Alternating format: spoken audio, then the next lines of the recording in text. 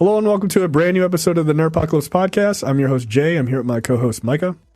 Congratulations for joining us. Terrence. What's up? And Carrie. Whoa. Micah's trying an experiment because he's an asshole. He's trying to see if he can become president. All right, so there's plenty to talk about this week. So we're going to jump right in. Carrie, you have been watching the Harajuku Girls or whatever. What is this? Yep, that's it. That's what it is. I've been watching the new anime series of Higurashi, also known as When They Cry in the United States. It's very good. So this was promoted originally as like a remake of the original Higurashi anime from like 2006, and I was like, cool, I'm in. I really enjoyed the shit out of Higurashi 15 years ago. I'm sure I will enjoy it again today. And then the second episode comes out and they're like, we fucking pranked you. It's not a remake. It's a sequel. And yeah, so it's very good. If you have not watched Higurashi before, I would recommend you go back and watch the original before watching the new one. Higurashi is a psychological horror series about a group of kids that lives in a small village called Hinamizawa. And every year on the night of the what's called the Cotton Drifting Festival, where they like take little tufts of cotton and they like, you know, put their wishes into it and they float it down the river, like cute little folk kind of holiday. None of these people are black. Go ahead. No, they're all Japanese. And every night or every year on the night of the festival for the last 5 years, I guess, as of the start of the series, one person turns up dead and one person goes missing. And so those events lead to all sorts of other like crazy murders and mental breakdowns and whatnot. And also there's like a time loop element going on. And it's simultaneously like this weird psychological thriller, but also like a murder mystery, like who is actually behind these events? Why is this time loop occurring? Why does only one person know that they're in the time loop kind of thing? Okay. That's interesting. Yeah, it's super interesting. It's really good. The When They Cry franchise, which covers a few series, has always been near the top of my list. So I was like really, really stoked when that second episode kicked in, and I was like, yo, they fucking fooled everyone. What the fuck? Like I've heard the name. I've never seen it. The anime stuff that I did watch back in the day definitely was not leaning towards horror because coward. Yeah. But I feel like I'm getting more into horror stuff. I don't like the haunting of like Bly Manor. Like I'm not watching haunted house shit. Like so things like this. Haunted house shit. Like Higurashi like subverts a lot of like typical anime tropes because it opens with like a new boy moves to school and he meets like 4 really cute little girls and you know is friends with them, and then like 2 episodes later he's beating them to death. Like wow. It's fucking wild. Like it's a little dark. This is a great time of year to watch something like that. So if you're into something a little spooky, a little supernatural, I would strongly recommend checking out Higurashi. All right, there you go. There's your fucking twisted anime recommendation by Carrie. I've also been watching the new Digimon, and that is just good and wholesome. Yeah, that's going to be a far cry from what you were just talking about. Yeah, it is. Yeah. Fair enough. Complete opposite end of the spectrum. Speaking of complete opposite ends of the spectrum, Mike and I watched a movie called Possessor by Brad Cronenberg, who is David Cronenberg. Brandon, who is David Cronenberg's son. You may know David Cronenberg from such movies as Scanners and a bunch of body horror shit that's really famous and disgusting. So this movie that came out this month is about a corporate agent. This is from Wikipedia. A corporate agent who uses brain implant technology to inhabit other people's bodies, driving them to commit assassinations for the benefit of the company. I'll just end it there. I will just say this. this is one of the more interesting concepts I've seen in a long time. It is incredibly well done. This movie is super fucked up. And I loved it. Yeah, 5 out of 5. Like, this movie is fucking tremendous. Absolutely tremendous. Yeah, I can't recommend this movie enough. It's very, very good. It's got the Cronenberg name attached to it. So there's going to be some like pretty like gruesome stuff, but there isn't a lot of it until there is. Like when it's there, and it's not even like the blood for me, because I like watching, like, never mind. It's the sound, right? Like, it's the squishing, it's the sound of the needle going into a scalp, and then the close up of the blood just popping out of it.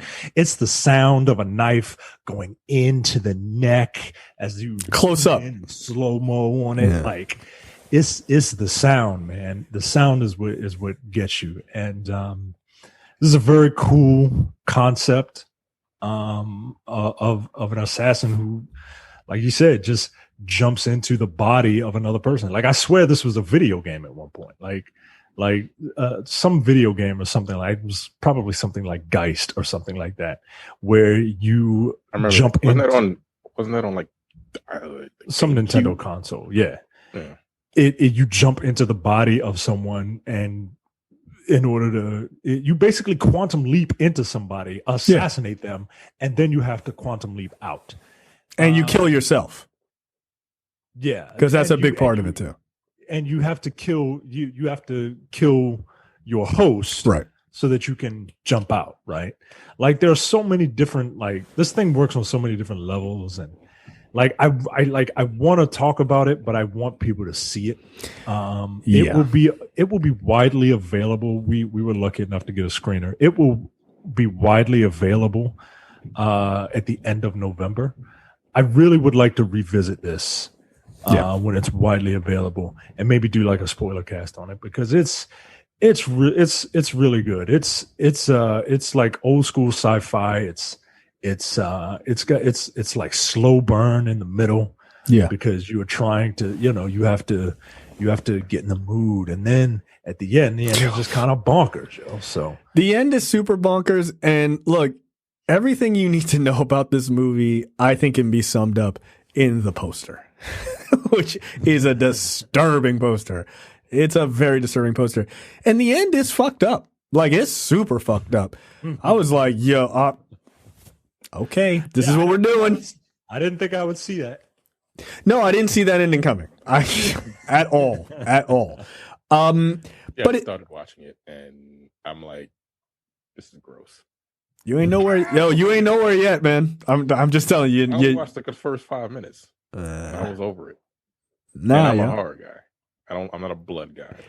I don't like a lot of. Again, like I said, like, then this is not for you, because it gets way worse. And that's the thing, right? Like, it's not a lot of scenes of it, right? Like, there are not a lot of scenes of it. This is a science fiction film first, with realistic horror elements, with realistic, like, death scenes in it, right? Like, they don't shy away. Like, normally, if someone is being beaten to death, you would see the top of the person just beating into nothing. Right. No, you see what they're beating into.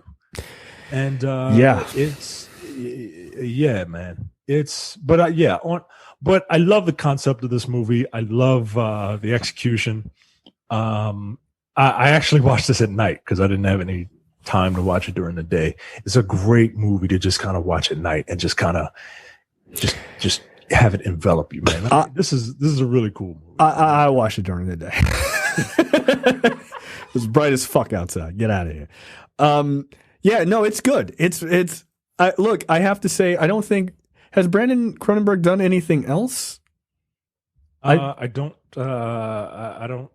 Oh, he's done a couple things, actually. Yeah, no, he has. He's done 4 other movies. Well, some of them are film shorts. Oh, he's done one other full length.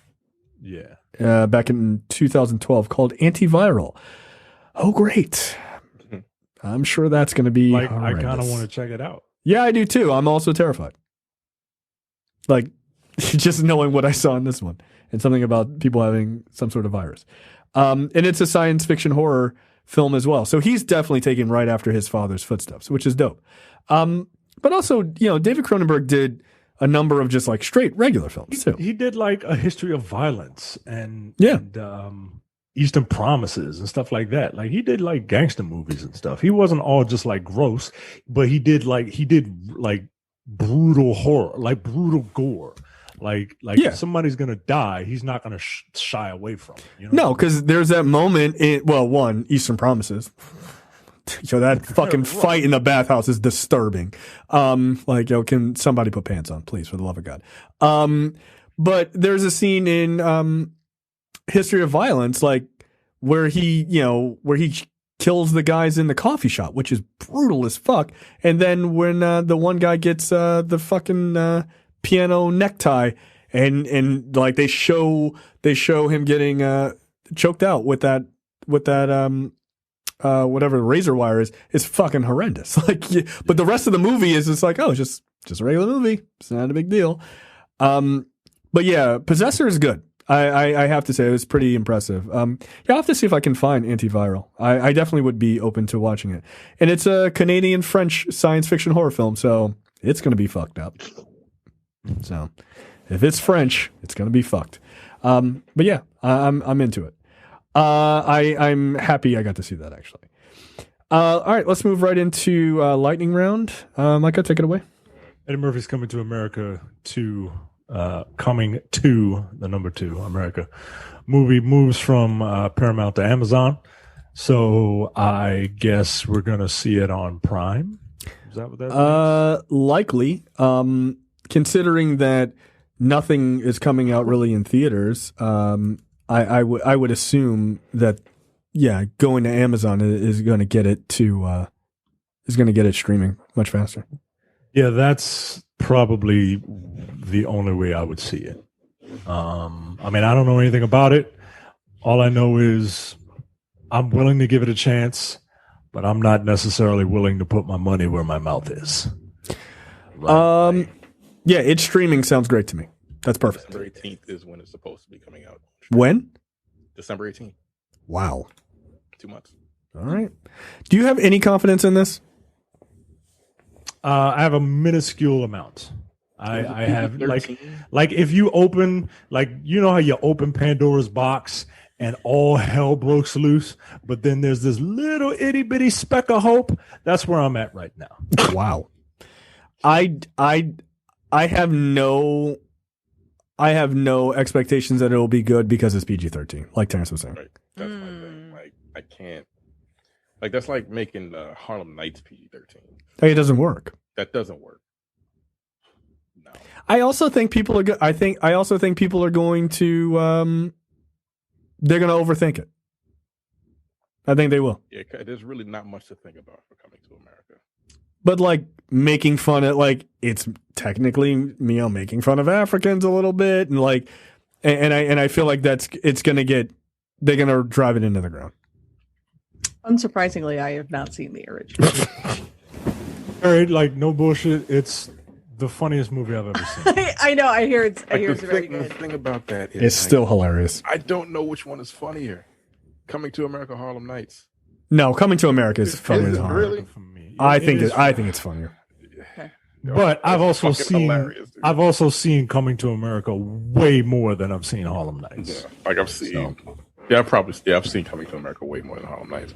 But like Harlem Nights is really fucking funny, dude. Like those two of the funniest movies of all time. Yeah, right up there. I know.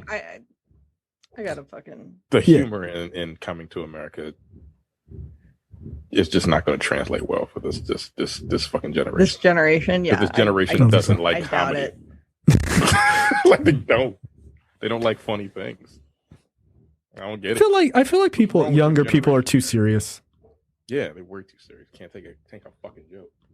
Maybe if it's because you're not allowed to make fun of kids anymore. You know what I mean? Like, you're not allowed to. You're not allowed to. Children in that movie? No, I'm talking about in real life. Like, you're not allowed to. You're not allowed to. Like, we have a zero tolerance policy on bullying. Yeah, you were allowed. Not that it was good or bad. Not an argument of good or bad, but like people just punched everyone back in the day. Like they just did. They just didn't like comedy didn't give a fuck. These were a lawless time. Dude, it was. Yeah, it was. It's interesting. You know, I think there is still very much like you have the ability to still have like sharp, edgier, I guess, kind of humor without punching down per se. And I think people are finally like obviously like putting their foot down and being like, you can't make fun of gay people for being gay. Like that's fucked up, you know, stuff like that. But yeah, people were still mad at Bill Burr. He wasn't making fun. Oh my god, I enjoyed the shit out of his fucking monologue over the. It was hilarious. I watched that whole goddamn show. Like you know why? You know why you found it funny? Because it doesn't apply to you. That's why. Yeah, you're not a lunatic. Yeah, because like you're not a Karen. I'm not an awful white woman. I am a white woman, obviously. But just you know, the amount of like upper middle class liberal white women who are furious. Yo, they were so mad. Is hilarious to me because it's like, yeah, obviously white women fucking swung their Gucci booted foot over the fence and put themselves at the front of the line when it came to the oppression Olympics. Like as they always do. Yeah, as they always do and always have. Yeah. So yeah, I thought that shit was hilarious. That was like, I mean, he talked about that in his last stand-up. Like, it wasn't anything new to me, but I just love that he said that shit on SNL. People forget that Bill Burr is married to a black woman. Like, yeah, and has a black daughter too. Like, yeah, yo, he's just like he's over that shit. He has no patience for a white woman, and he should not because we are the worst. His second worst. White men. Yeah, I was gonna say his second worst. White men. Yeah. Right there. Sitting right in the fucking hot tub, watching the bloodbath across generations with him. Yeah. Yeah, he wasn't fucking wrong. I just love how mad. I didn't think they would be that angry. I wanted a white woman to tweet so bad, hashtag not all white women. I wanted it so bad. I wanted it so bad. The irony of it all. The irony. Now you know what it's like for men. Yeah, now you know. Yeah, we don't look, not all of us are pieces of shit, but guess what? You can't say anything. Can't say anything. No. You just gotta eat that. I'm here to sit next to him and take my talking to. Yeah. That shit was hilarious. just come sit next to me. We're pieces of shit. That's fine. You come here too. Yeah, come on, man. You know, his line about slavery was hilarious. And then you pretended it wasn't consensual. Like, that's what you did. That's what you did. Dunking on Pride Month. Yeah. No, that's a lot of days for a group of people who were never enslaved. And I'm like, I mean, but he's not wrong. I saw somebody tweet. I saw a gay dude tweet about that. He was upset about that joke. I'm like, are you serious right now? Nah. Really? Here's the thing. White gay men are like often awful, particularly like upper class, like they are equally as blind to it too. Yeah. She said the same thing in his stand-up. Said the same thing, but people gotta have a problem with it. I'm like, he's not wrong. No, he's not. No, I watched that episode of SNL because I am a thought for Jack White, and I was like, I gotta. That's the least surprising thing, by the way. That's the least surprising thing. I was like, oh, Jack White. I was like, Carrie will be watching this. Absolutely. Yes. Yeah. Yes. I heard he crushed it though. He did. Yeah. He played like one verse of a song and then just like fucking shredded. Yeah. He's just super talented. He's a crazy person, but he's talented. All right, next up. I think this is a Carrie. Yeah, I was like, I don't know what any of these words are. Yeah, so the Tony Award nominations came out today, which is really bold of them because Broadway has been shut down since March. So there's like not a whole lot of things to nominate, you know? Like but anyway, congrats to Aaron Tveit because, and I don't think this has ever happened before, but he is the only person nominated for best performance by an actor in a leading role in a musical. So I guess he just gets it by default. Yeah, right? There ain't nobody else there. Right? Good. So Wait, There's no other nominees. No, there's no other nominees in that category. Now, I mean, all things being equal here, Aaron Tveit is a very talented individual. He's been in Moulin Rouge the musical, which is what he was nominated for. He's been in numerous other productions. It's Looks like it's Eminem. interesting. Like there's only 3 things nominated for best musical this year because there were only 3 musicals to fucking debut on Broadway. I didn't even bother. One of those is Jagged Little Pill, which I had tickets for back in March. Like Alanis Morissette? It is an Alanis Morissette musical. They Interesting. based a story around the album or her Alanis life? Morissette songs. Yeah, Around her album? around the album. Is it about Dave Coulier having her go down on him in a It's theater? not about Dave Coulier. It should be about Dave. Movie theater. Damn it. That's a missed opportunity, right? That is one of the weirdest stories. Yeah. Or relationships. So Oh, they still are doing a Soldiers play? it's a revival. Okay. Yeah. Because I'm like, wait a minute, Blair Underwood and David Allen Greer. he was in the movie. What are you doing? Yeah. Crazy. So- I wonder if does David Allen Greer play Waters? I don't fucking know, man. Oh, I pay attention to Broadway musicals. I am not quite so much of a snooty intellectualist to pay attention to the plays on Broadway. I kind of want to see a play of the Soldier Story. Come on, dude. That movie is super good.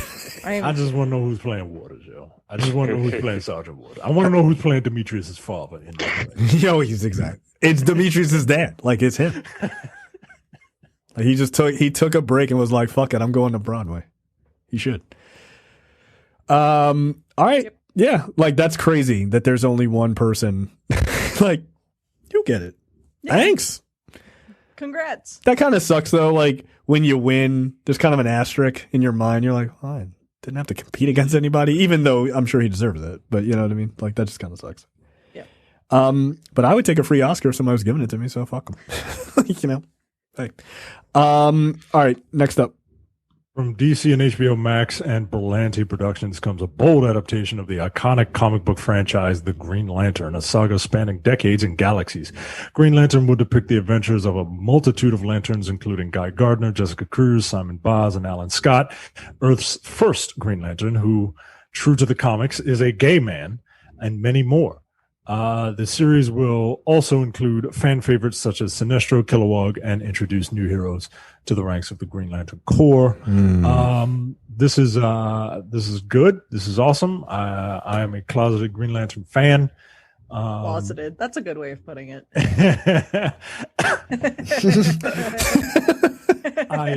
Rona got to you immediately.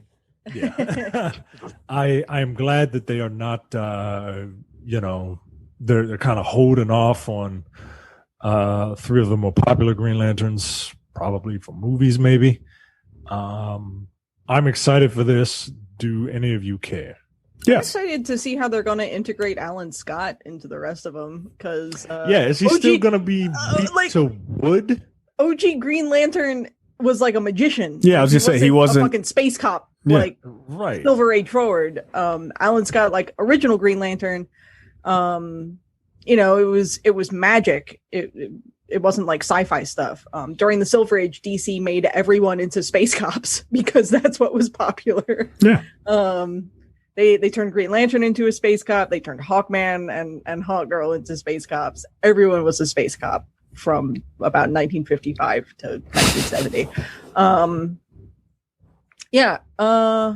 So that's sort of where my curiosity was piqued on this, because they were like, "Oh, it's gonna have Alan Scott," and I was like, "How?"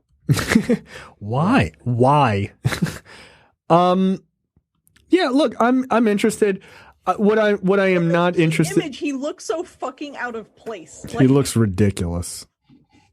He looks like an old magician, an old 40s and 50s magician. So my whole thing with this is, hey, that's cool. This is still tied to Greg Berlanti. Is he going to do something besides the CW formula? Yeah, that's my It's big. got to be HBO Max, right? Yeah, this is HBO Max. Not necessarily, right? Like his formula works. No, I know, but I'm just hoping like it'll have more. It'll have like better like effects. production. Oh, sure. That's not even ever my issue with those shows. It's just the repetitiveness of it. It's like there's the hero or heroes, then there's like the guy in the chair, like they've got a headquarters. It's, and it's more about them going to, CC jitters and figuring out what's going on than it is about like more of the superhero heroics. And then every once in a while you get like a decent storyline, and then it kind of slows back down into like the teen drama stuff. I'd love to see them do this. Like, frankly, I would just do it like a cop procedural, but it's in space. Yeah, I think that's what the plan is, right? Like, I think that's what having all of these lanterns in this show means, right? Like, I hope so. You're gonna have like Jessica Cruz and Simon Baz. They're gonna be like partnered up, and they're gonna be going out on, patrol or whatever. And then you're gonna have, Guy and Sinestro partnered up and going out on patrol or whatever. And then you'll have your A and B cases, and then, maybe the cases will interact with one another at the end. And then you'll see like Dick Wolf's name at the end. Look, they should just let Dick Wolf do this. I mean, I wouldn't Yes. be mad at Emerald and Order. Right. Special space unit or whatever the fuck you would call it. yeah. But like, I mean, who knows, a plethora of cop procedurals better than Dick Wolf. He had one idea and he has made what I would argue is billions of dollars. $1 billion. Right. So Off of one idea. yeah, he was like, what if we do a show where there's like cops and they're also like prosecutors?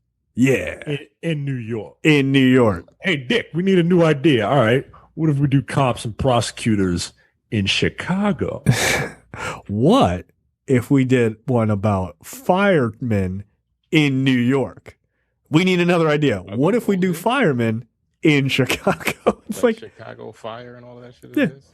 I am pretty sure it is.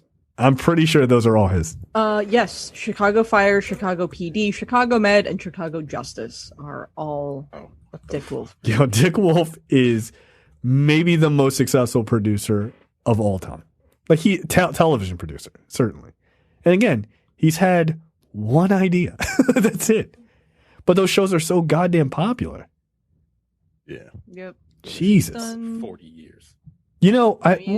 What was it? I think it's He Hulu. wrote Miami Vice. Did he come up with that too? He was a writer on Miami Vice. He didn't create it. But he stole all the ideas. Right. Yeah. So he's hit South Florida, New York, the Midwest. I mean, come on, yo, like hit California and then go up to space. Like, let's do this. Let's fucking go. Yeah. Listen to some of his early work. Hill Street Blues, Miami Vice, then Gideon Oliver. Gideon Oliver, I don't know what that is. Christine Cromwell. Let me guess. Gideon Oliver is a show. Yep. Part Someone. of the ABC mystery movie rotation. Yeah, solving crimes through the Western Hemisphere. Then he did Christine Cromwell, which is a lawyer from a Crime prestigious drama. law firm. Yeah, okay. Like all he does is Boys. cop shows and lawyer shows. Nasty Boys. What's this one? Las Vegas Police Department. The local drug dealers. Yeah. Help is a. Yep, New York Fire Department. Yo, he's never done anything that doesn't have to do with law and order. Like that's it. Yeah. That's it. Wow, amazing. It's wild because like American science fiction police drama. no one Yeah, like is it really that hard for him? no one in his family was like a cop. It's not like his dad was a cop or a prosecutor. Right.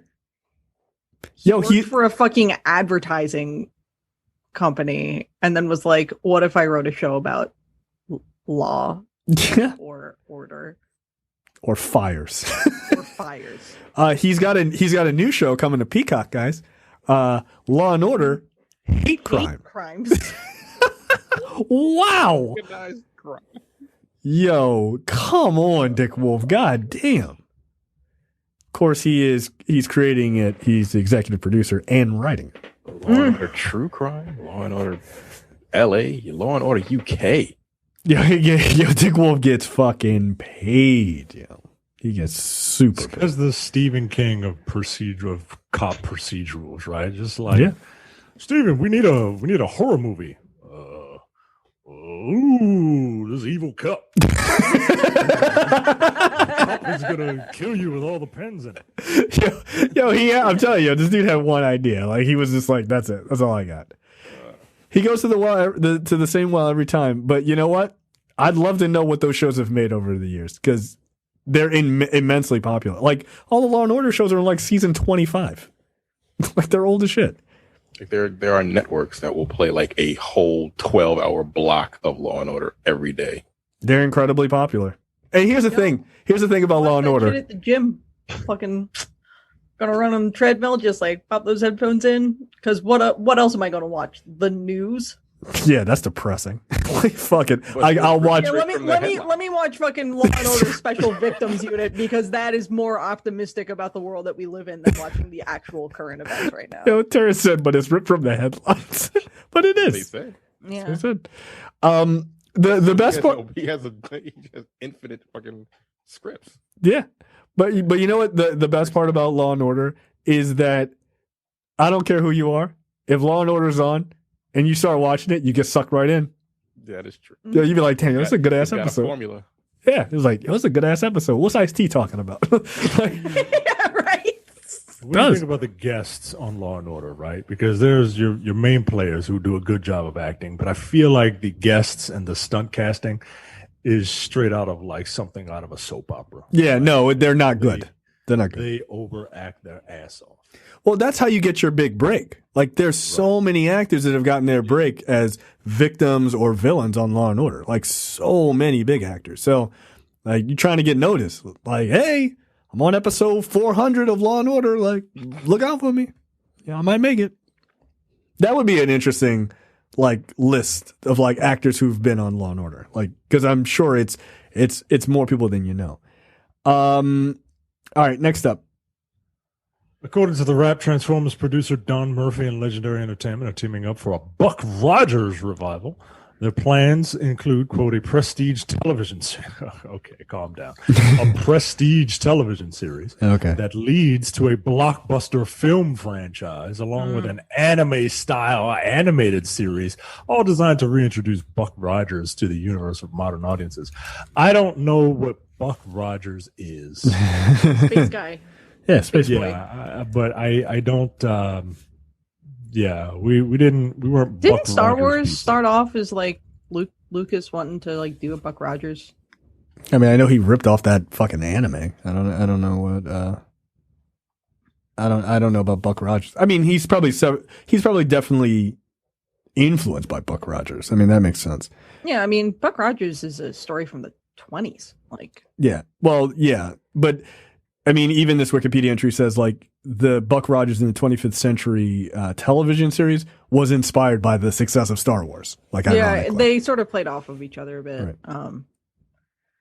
So yeah, it's I don't know, man. Like Buck Rogers. This is not going to work. Is like a fucking radio serial character. Right. Like, this is not going to work. This is not going to work. I don't think anyone cares about Buck Rogers. There it is. Nobody cares. Here's People the don't thing. care about it until they do. I mean, there's that, but here the thing about Buck Rogers is that like It needs to be upgraded a lot. that's the thing. And at that point, why are you even calling it Buck Rogers? Because it's not the same character and it's not the same story anymore. So you're really just putting a like vague branding that people have probably heard of at some point in their life, probably in how it relates to Star Wars more than anything at this point. And it's not really going to be Buck Rogers. You're just doing a space series and you're calling it Buck Rogers. Yeah. But are like, unless they're going to be like, oh, we're going to like one for one adapt all of these stories from Golden Age comic books and radio serials. I cannot imagine. And I can't imagine that they're going to do that. It'd be very cool if they did. But for contemporary audiences, it's not like anyone wants that, who is in, you know, the prime of their life and is not in a fucking senior citizen center. Yeah, I mean, you know, like...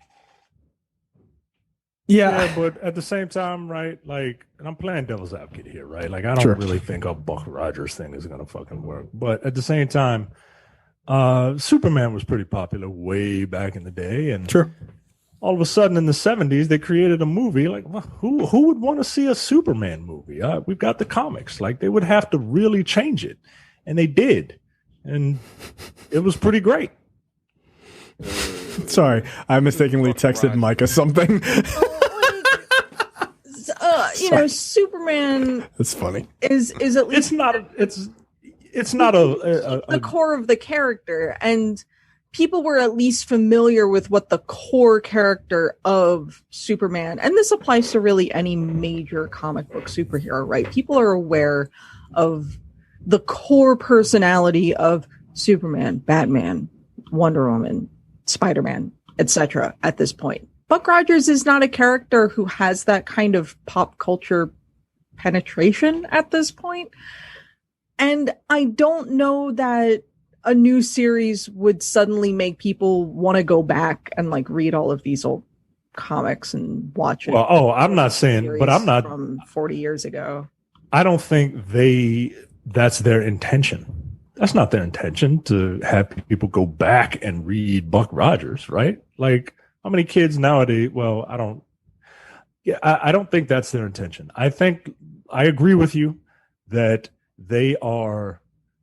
somebody has an idea about a spacefaring adventurer and they want to use the name Buck Rogers. One, because it sounds funny, right? Buck Rogers. And it is a brand. Comedy. Yeah. Well, not necessarily a comedy. It just Buck Rogers. Like it sounds, I don't know. It sounds funny. It sounds like a porn. It's very Golden Age Hollywood kind of. Yeah, it is. Yeah. I'm just gonna go on a limb and say this is going to fail. Like I don't think you're getting a feature film. What did you think about Lost in Space, that revival? I thought about it for 2 episodes and stopped watching it. Well, was it critically acclaimed? Not acclaimed if it was. It would probably still be on. No, I didn't think it was bad. It didn't hold my interest. I thought it was like pretty decent, but it just didn't hold my interest. It was renewed for a 3rd season, which will be its final season, which is planned to release next year. I think Buck Rogers will do much better if you put it on something like streaming. I don't think that's going to be a series that people are like, oh, I need to pay to see that.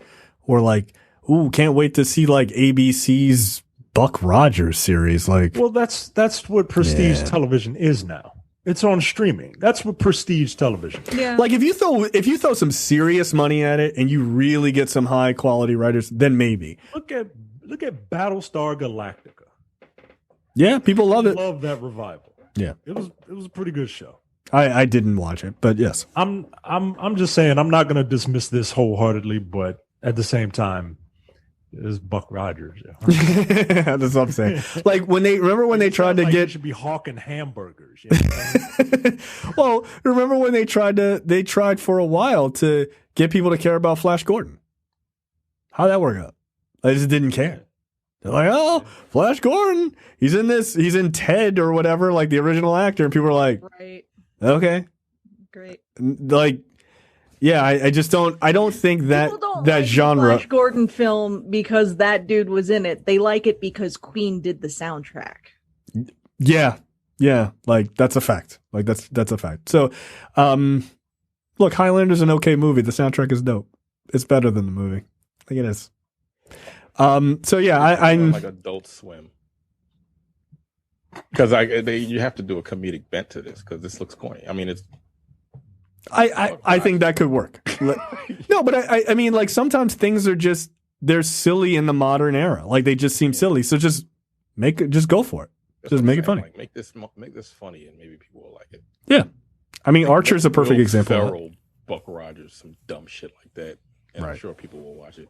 Isn't that basically the character from Futurama who walks around with Kiff? What's that character's name? Zap Wait. Brannigan. Yeah, Zap Brannigan. Just do that. Yeah. Yeah. Zap Brannigan is a fucking great character. So just do something like that and then just make it work. Absolutely. All right. Next up, this is the dumbest story of the week. Go ahead. Dexter's coming back. Didn't you watch that whole There's series? Nothing we could do about it. The people at the AV Club are assholes. I love it. Micah, didn't you finish the series? Yeah, I really enjoyed Dexter. I heard the ending was bad. Especially up through season 4. After Same thing. that, you Like just after get John Lithgow. That's where I ended. And to be honest, season 3, a little rocky. There was some turbulence on that trip up. What was the villain in season 3? Jimmy Smits. Oh yeah, hey Dexter, let's kill some people. Hey, Dexter, I know I'm a cop. He was like a cop He was like a DA or some shit. Yeah, he was like some high-ranking government official. He was like, "Yo, Dexter, let's go kill some people." Holmes was like, "Yo, what the fuck is going on?" Dexter ran for 8 seasons. Yeah, 8. Yeah, 4 seasons, way too. Yeah, the season 4 was awesome. Season 4 was great, but then I it just got downhill. I have not from seen a single episode. Of there. it was on Showtime. It was on Showtime when I was in college. I wasn't about to pay for Showtime. It is. It's a very cool. It's a very interesting idea of this blood splatter expert who is also a serial killer. Yeah. Right. And some of the characters were very cool. Dokes was a fan favorite. Hell yeah. I was so mad when he died, yeah.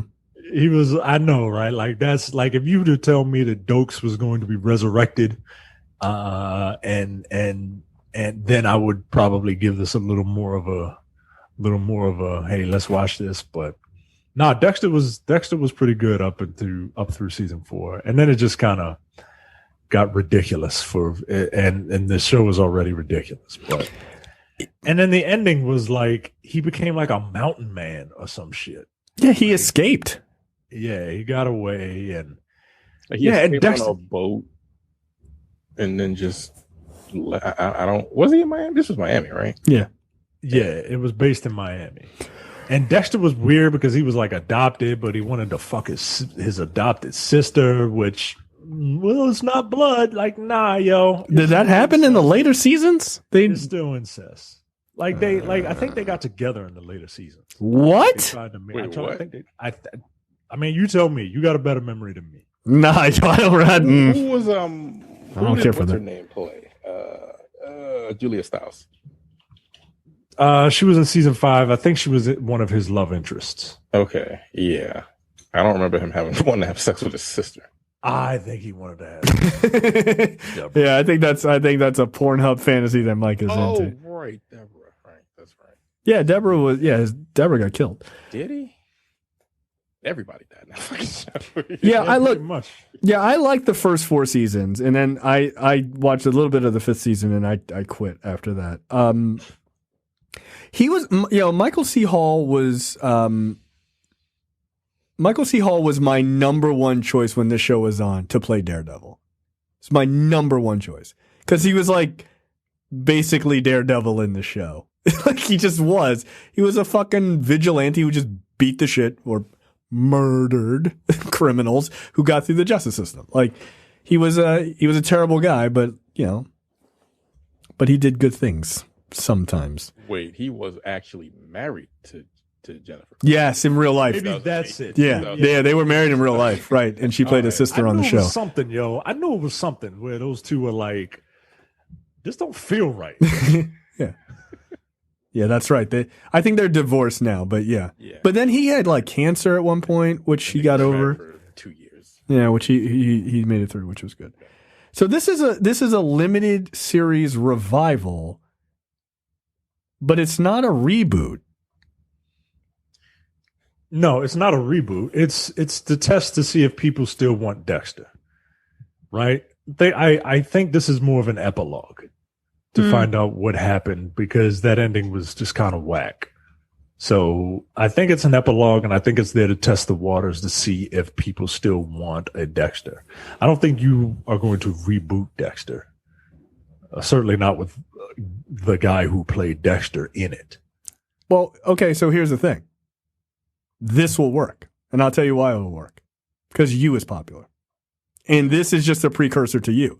So if you bring it back and this limited series is good, you'll get more Dexter. Absolutely. 100%. I wouldn't mind. I would not mind more Dexter. Just have him move cities. Yeah, go somewhere. Yeah, he was in Miami, moving to fucking California. I forget where he ended up, but Like Canada or some shit? something like that. Yeah, have him move to a different country or whatever and get back to work. Fine with that. He was smart. He can like forge documents. I don't know, whatever. It's interesting. It's a kind of crazy idea that they're bringing Michael C. Hall back and the original showrunner too. So we shall see. But I still think You is a better show than Dexter. Is it? Yes. I mean, Dexter was really good for the first 4 seasons. You's really good You too. was got 2 seasons under his belt. Yep. Very good. Yeah, it is. I love that we'll show. see how rocky season 3 is, and then when you get John Lithgow in You season 4, it'll be the best, and then Julia Stiles will come in You season 5, and then it's just downhill from there. Julia Stiles. That's a number one. I'm not going to watch this show and or movie. Julia Stiles is in it. Need a crossover. I need a You and Dexter crossover. I like that. Have Dexter go to LA or wherever this You guy is. Joe is his name. How dare you? Joe. No, okay. All right. Real memorable. That's the point. It's not supposed to be. Nah, fuck that. Yeah, I want them to interact. I want to see how that works. No, Joe is he just moved to a nice suburban neighborhood. Dexter could be his neighbor. I want Joe to be the serial killer that Dexter is hunting, because Dexter has a warped idea of what justice is. I'm okay with that. I want them to have like a serial killer off. I'm okay with that. Like I feel kill more people in the amount of time. I feel like you need to catch up on You. How about that? That's all I'll say. Is he really good at killing people? Yeah, Like, but I've only seen. Not really. No, but he's good at covering up. He's good at covering up things. Okay, like he seems like he kills people by accident and then is very good at covering it up. Whereas with Dexter, he's very much good at killing people on purpose, and given the nature of his job, is good at cleaning it. Well, no, he really wasn't. He almost got caught. He became incredibly sloppy as the seasons went on. Yeah, he did. Yeah, he was perfect. He found Rita. He fell in love. Woman.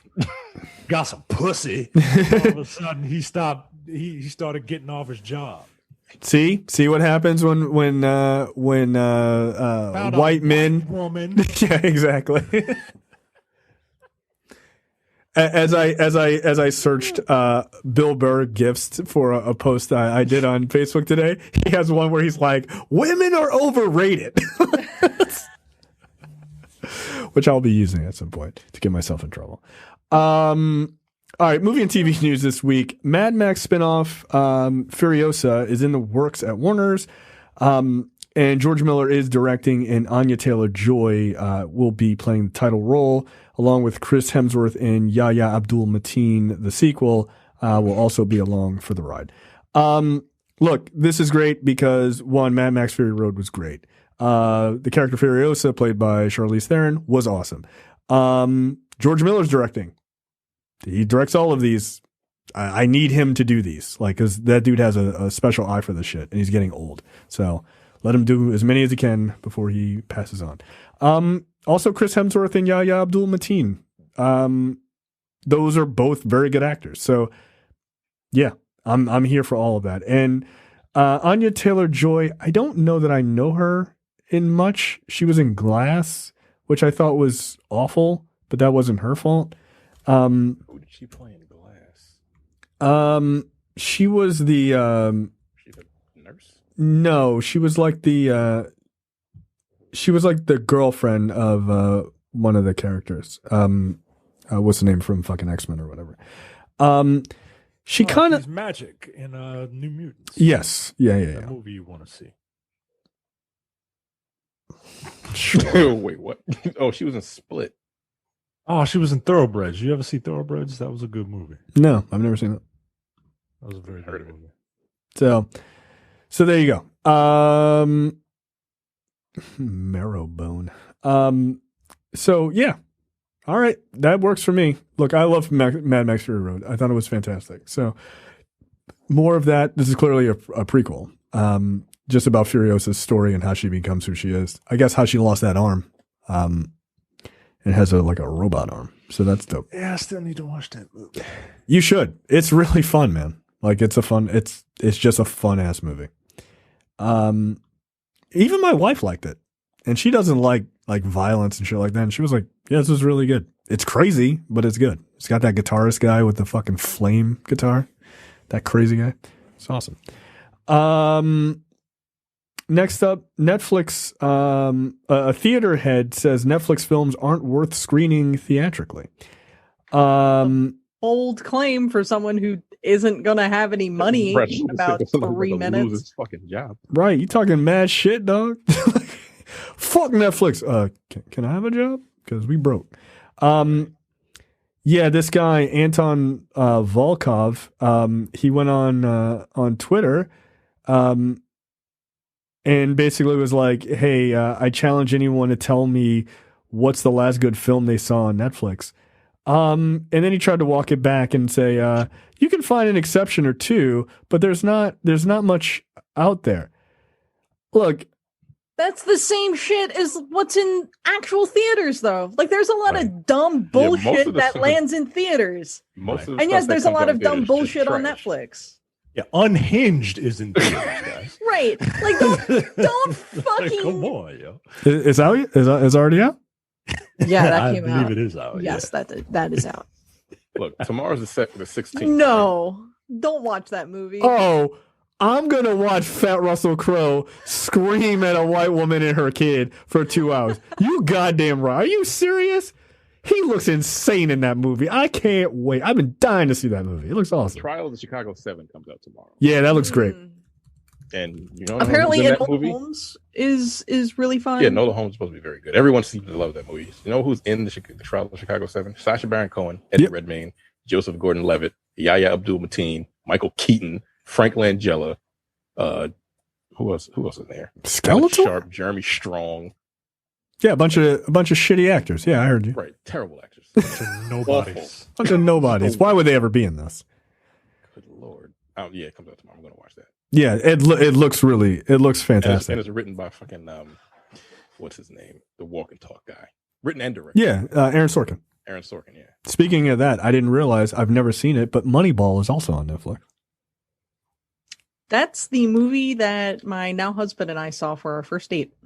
I heard it was really, really good. A movie about baseball, of course. Nerds. But that's an Aaron Sorkin movie too, isn't it? Yeah, that's with yeah, Brad Pitt. Yes, Brad. Yes, Brad Pitt and Jonah Hill. Yeah, Jonah Hill. That's what it is. With Chris Pratt, still fat as Scott Hatterberg. Philip Seymour Hoffman is in that movie. Yeah, it's a good film. It's a good movie. It's interesting because Moneyball is not a novel. It's a book about like the approach to baseball. Yeah, like, scouting and shit, right? Yeah, it's. I don't have enough time to explain what Moneyball actually is to you three ding dongs. Fair enough. I've heard it's very good, and I wanted to see it. So yeah, that's you good. should see it. It's very good. Yeah. But like this idea that there's nothing good on Netflix, one, that's irritating because most of the things that are really popular on Netflix are television shows or series, Right. and those don't go to theaters, right? Like they've had, like by all accounts, this new series, Ratchet, about Nurse Ratchet, the character from One Flew Over the Cuckoo's Nest, like is a phenomenal series. Like, I've seen the first episode. yeah, did you enjoy it? Yeah. Yeah, I heard it was really, really good. Beautifully. Yeah, I watched like just a quick second of it. But then there's like the Social Dilemma. Like that's not going to be a thing that goes to theaters anyway. Look, I mean, everybody says it's fucked up, but I don't think A Devil All the Time looked like a bullshit movie. It wasn't at all. It's Fucking Marriage it's Story. horrible. Marriage Story. Yeah. But I think didn't Marriage Story Nominated come for out? multiple Academy Awards, and you're Right. going to tell me that Netflix doesn't have stuff worth screening in theaters? But Yeah. they had My to screen it dick, in theaters dude. first, Like, right? Yeah, they put it in theaters, but right? yeah, they had It to was in like order it to was like a limited qualify. run. Yeah. Right. So like this idea that there's nothing worth a damn on Netflix is just bullshit. Like it's a very pretentious thing to say. Yeah. It also, like, are you trying to alienate all of these people who go to Yes. the theater? Like it's like, yo, we're watching. By the way, they're doing pretty good. What the fuck are y'all doing? Right. Like their service is working great. Right. So people have no problem staying in the house watching movies. no. So I just And go to the theater. I mean, they're spending less money, first of all. That was a really dumb thing to say. yeah, and that's why Not true. yeah, and it's also right. It's also just not true. And it just you don't have to be a dick to this other service just because they're popular and your stuff is suffering right now. Look, I hate to say this. I'm not trying to really be mean, but it's the truth. Theaters are an antiquated business. It is. I don't care how much people want to talk about, oh, the theater experience, it's so different. Yeah, that was true in like 1970. It's not true now. You can get a screen, a projector, and a fantastic audio system that is just as good, if not better, in your space than the shit you can see at the theater, and you can watch things for a lot cheaper and with nobody talking over you. Not being interrupted. Right. Food is cheaper and stuff like that. It is an antiquated system. Spoiler alert for all you like hardcore cinephiles.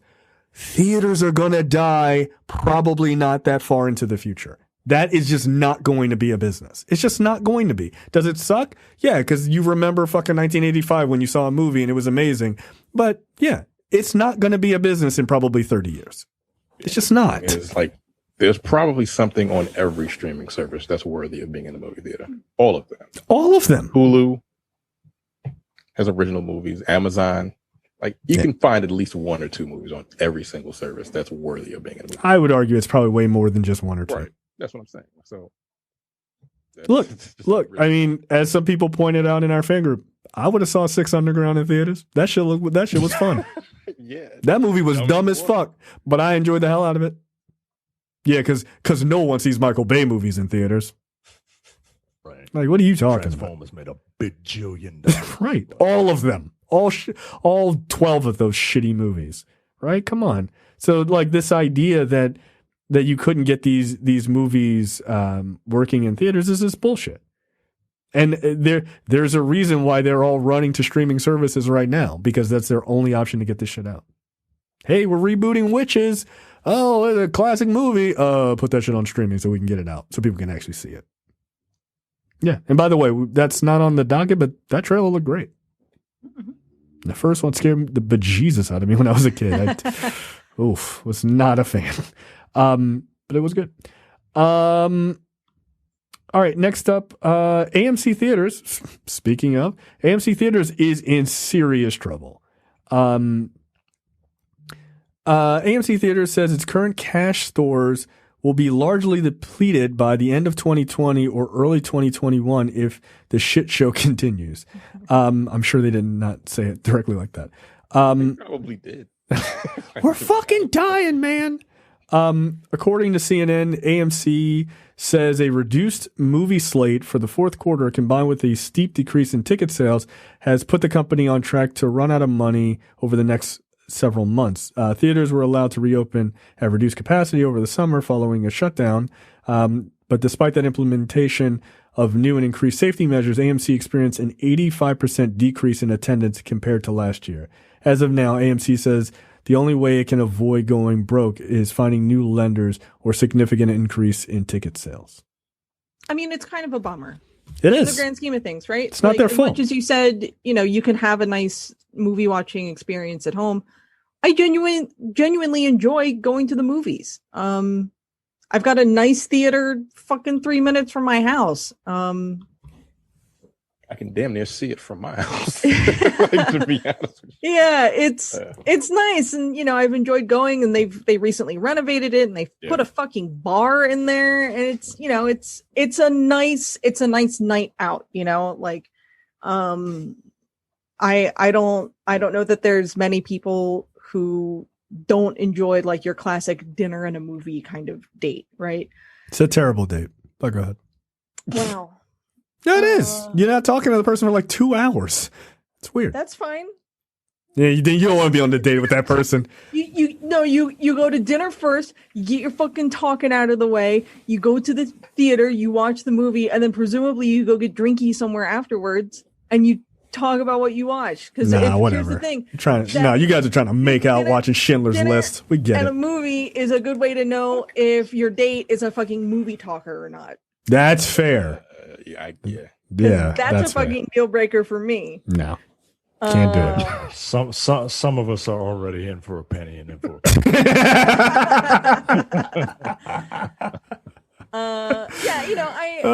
anytime you guys are like, hey, you want to go to the movie? I'm like, why don't we meet up afterwards? Why don't we watch it separately and then we'll come together and talk about it? No. Yeah, I'm a movie talker. Yeah. I've had to, I remember in the theater? The two of us went to see A Place Beyond the Pines once. Yeah. And I had to Is that the tell one my with wife, what's his name? look at my face.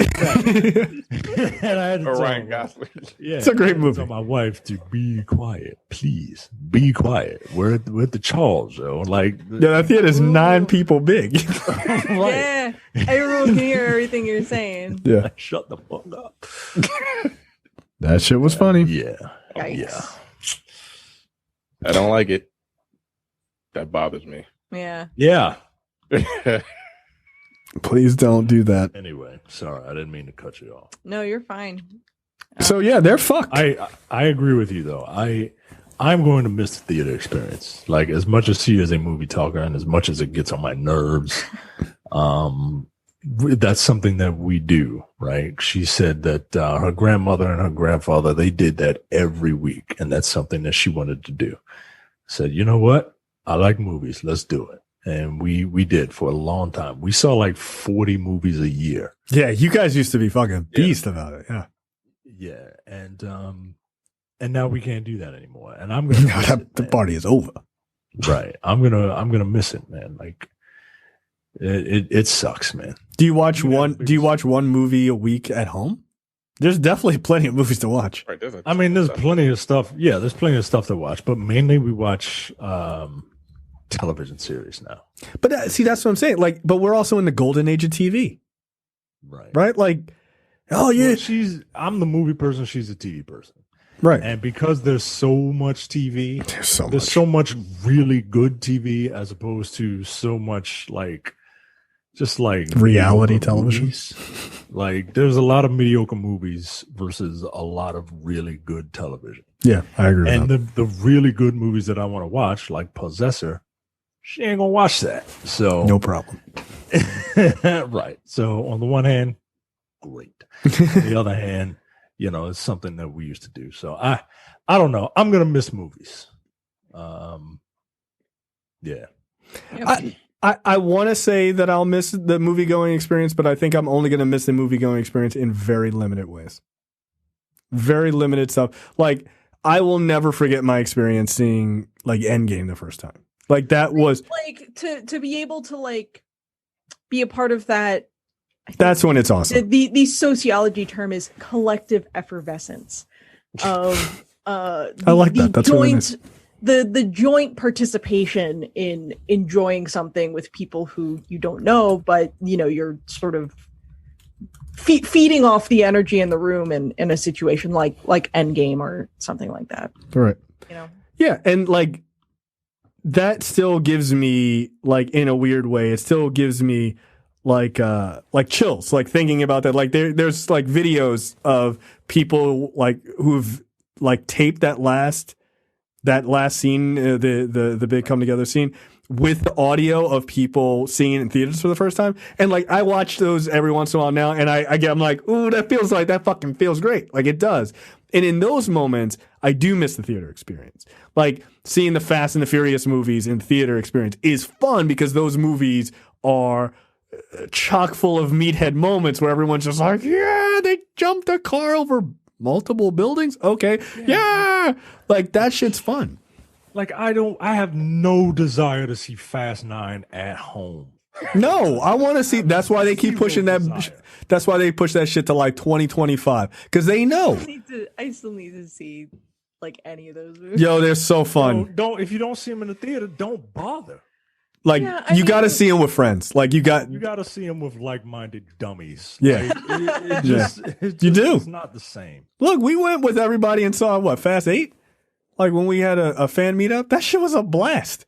It was dumb as shit. Looking at The Rock guide a torpedo on ice while driving a Ford F-350 or whatever the fuck he was driving. Like, just like, okay, you're already a big dude. You don't need to overcompensate by driving a Ford F-350 holding a giant phallic symbol. This is my dick. Yeah. But like seeing that with a bunch of like-minded people is like, it's like a reverse hive mind, right? Like hive minds, you generally get smarter.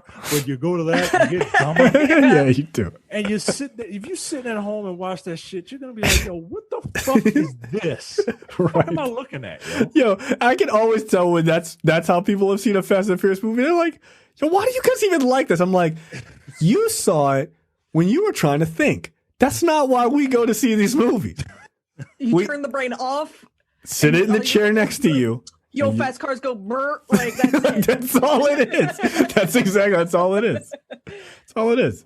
And those movies are fun, but you got it. But you're right. Like there's that collective effervescence. Like you gotta have that for certain movies. Like it just makes it great. Like to see like a Marriage Story or some other films. No, I don't need that. No. Yeah, you don't need to go to theaters. Like Possessor. It's not a movie I would like. It would be interesting to see in the theater, like to kind of like, to kind of gauge other people's response, I guess, a little bit. But I really enjoyed just watching it by myself. Like my wife would have been like, I'm out. Like 3 minutes into that movie, she would have been done. So like to just be able to watch that just kind of by myself and just kind of zone in. Yeah, it was great. So I don't think the theater experience is going to last 30 years. I just don't see it. I really don't. I'm not wishing that. I just don't think it'll last 30 years. Yeah. I don't. When you said in the near future, I thought you were like 5. Yeah, I thought you meant like no, 3 months. 30. What the fuck? Well, shit. I don't think the movie theater experience is going to last until I'm 70. But I don't think it will. Like No. 30 years. That sounds crazy, but it's like that sounds super far, but it's really not that far. Like it's not. Yo, 30 years, your kid's 30 years old. That's it. Yeah, that's a ways off, yeah. Yeah. It takes a long time to kill a major industry. That's a long time. And then I read today that Pokemon Gold and Silver came out on this day 20 years ago, and I felt all of my bones begin to turn to dust. Yeah, exactly. See? Well, you're like 24. I am 30. You're 30? I'm 30. Oh, shit. Micah said you were 12 years old on an episode of Airing of Grievances we did earlier today. I did. I flipped the two numbers together. I thought you were like 21. No. I thought you were 3. I didn't. I've been doing these shows with you fuckers for a decade, and you think You were, in fairness to us, you were 2 years old when you started. It's hard to believe. Wow, we have been doing this. Oh, God, we have been doing this forever. I think I started doing this with you guys in like 2012. Yeah, because we started in 2011. Yeah. Mm-hmm. Good Lord. Damn, Micah, you getting old, dog. That's crazy. Yeah. That's crazy. I turned 30 almost a year ago. I turned 31 in 2 months. Jesus. Fuck you guys. Yo, Whatever, dude. We're 40. I pay taxes. I'm a woman. I'm 30. Come after me. I am 30 or 40 years old, and I do not have time for this shit anymore. 30 or 40 years old. You're close to being a wine mom. That's right. That's 30 years old. You be a wine That would mom. require me to give birth, so I'm just going to be a wine bitch instead. Okay, well, that's fair. Met plenty of A them. podcast. Oh, that's movie bitches. Never mind. Movie bitches. Is that a podcast? Yeah. It's a good name. It's pretty good. So the other thing that AMC is trying to do to save itself from dying, and look, if you don't vote accordingly, vote the right way, AMC is not going to be around. Mm-mm. They're not. They're doing herd mentality on one side, okay? These people are idiots. They don't even know what it's fucking called. So what they're trying to do to make a little bit of extra money is they are allowing people to rent an entire movie house for $99 to host a personal screening that is for a private party or for one person. It's for up to 20 people. Up to 20 people. Yo, can you imagine how much of an asshole you'd be like, I would like to rent the theater to see Tenet. How many people will be joining you? Oh, it'll just be me. Fuck you. But for $99, you can have up to 20 people in the theater with you. This kind of rules. Like, I feel like they should do this all the time. Films that they have, there's some new stuff, and the new stuff costs more, which makes sense. So it's like you can see Tenet, you can see The War with Grandpa, which I guess is a new movie. That looks terrible. I don't even know what that is. Robert De Niro. The Empty Man. You can see Honest Thief. You can see Unhinged. Have you seen the trailer for Honest Thief? Yes, I have seen the trailer. I don't know what that is. It's Liam Neeson. Yes, you do. Oh, It's the last time right. I was on the show. Oh, right. Oh, sorry. My brain was trying to save itself. That's the one where he fell in I love. saw it the other day. Yeah. Oh, yeah. Oh, fuck off. Yeah. But there's some classics on there. You've got Jurassic Park. You've got Empire Strikes Back. You've got some like family films. So you can go see Shrek, or The Boss Baby. Fucking Sonic the Hedgehog is on there, which like I legitimately might get some friends and go see because I enjoyed the shit out of that movie. So like, why not? Yeah, I don't know. Like, Micah, did you see Boss Baby? Yeah, you can see Boss Baby. Didn't you see they Boss got Baby? Seasonal offerings, so you could see Hocus Pocus. Why aren't you answering, dog? For Christmas. Micah, why aren't you answering? Didn't you see Boss Baby? Because I'm trying to let Carrie speak because No, I'm not a men's rights activist. Yeah, what about men's rights? At all. You definitely saw Boss Baby. You did. Like in the theaters, right? You try to cover it up. That's what he's trying to Yeah. do. Yeah, I like this a lot. I hope that, all of these future so-called theatrical releases, including a certain film based off of a popular Capcom franchise, will also make their way into theaters. But yeah, like I've already talked with my fucking Dungeons and Dragons group, and I'm like, what if we fucking like saw Sonic? Like it's a fun movie. We can, pregame in the parking lot. Nobody gonna be in there. Sonic the Free game in Hedgehog. the parking lot. Like, fuck that. Ain't nobody gonna be in there. I'd bring a picture. Like, you better get out of here.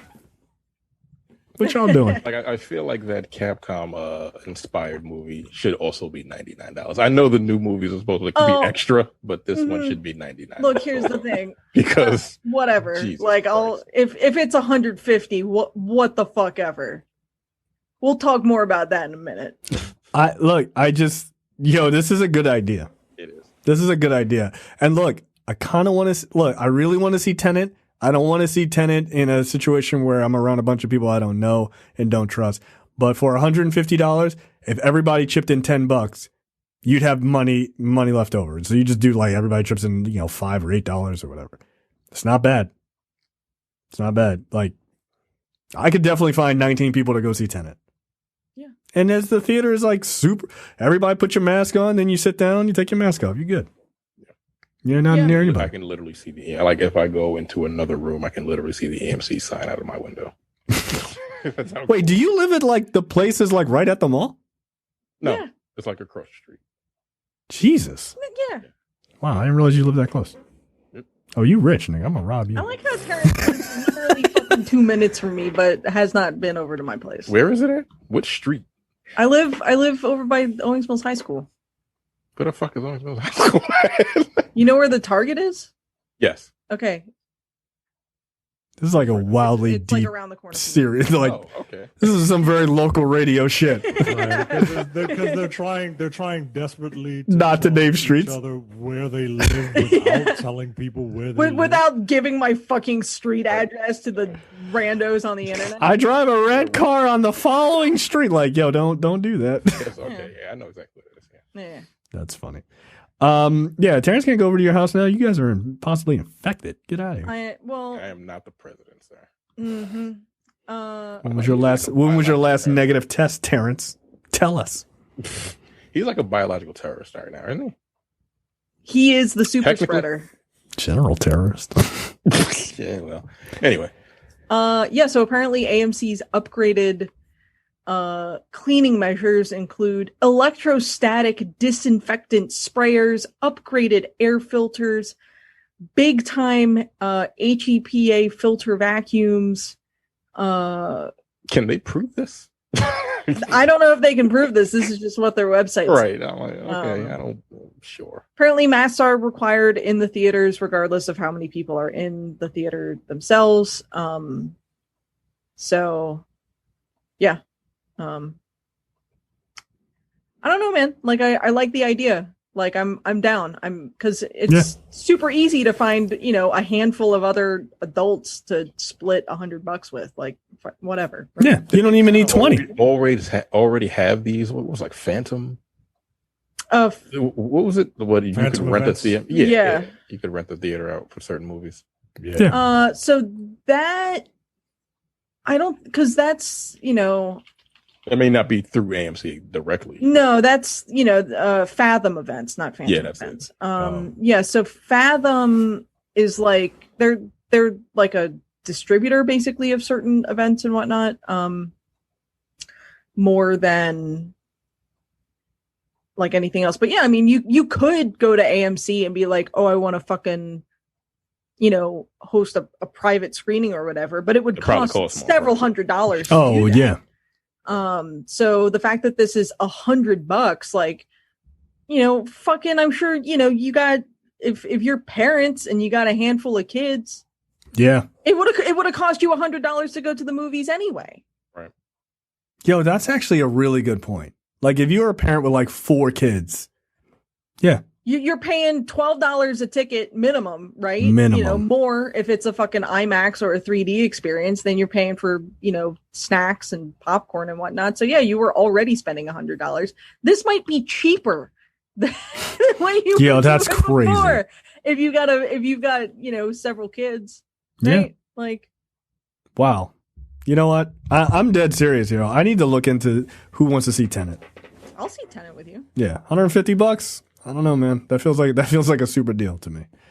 And look, Micah and his wife can come and they can sit really far away if they want to talk to each other. They can have their own corner. I'm gonna make him sit in the front like I had to for Spider-Man 2. I've never forgotten, and I never will. I did that for The Matrix, and then I went Sit back in the like, way front. the very front. Yeah, Micah's not a good friend. He fucking ditched me, and I sat in the fucking front because the theater was crowded. Great friend. Didn't you want to sit with your girlfriend at the time? Nigga, it was Spider-Man 2. I would have made the sacrifice and sat alone. You should have said that. Loser who came by himself. Yeah.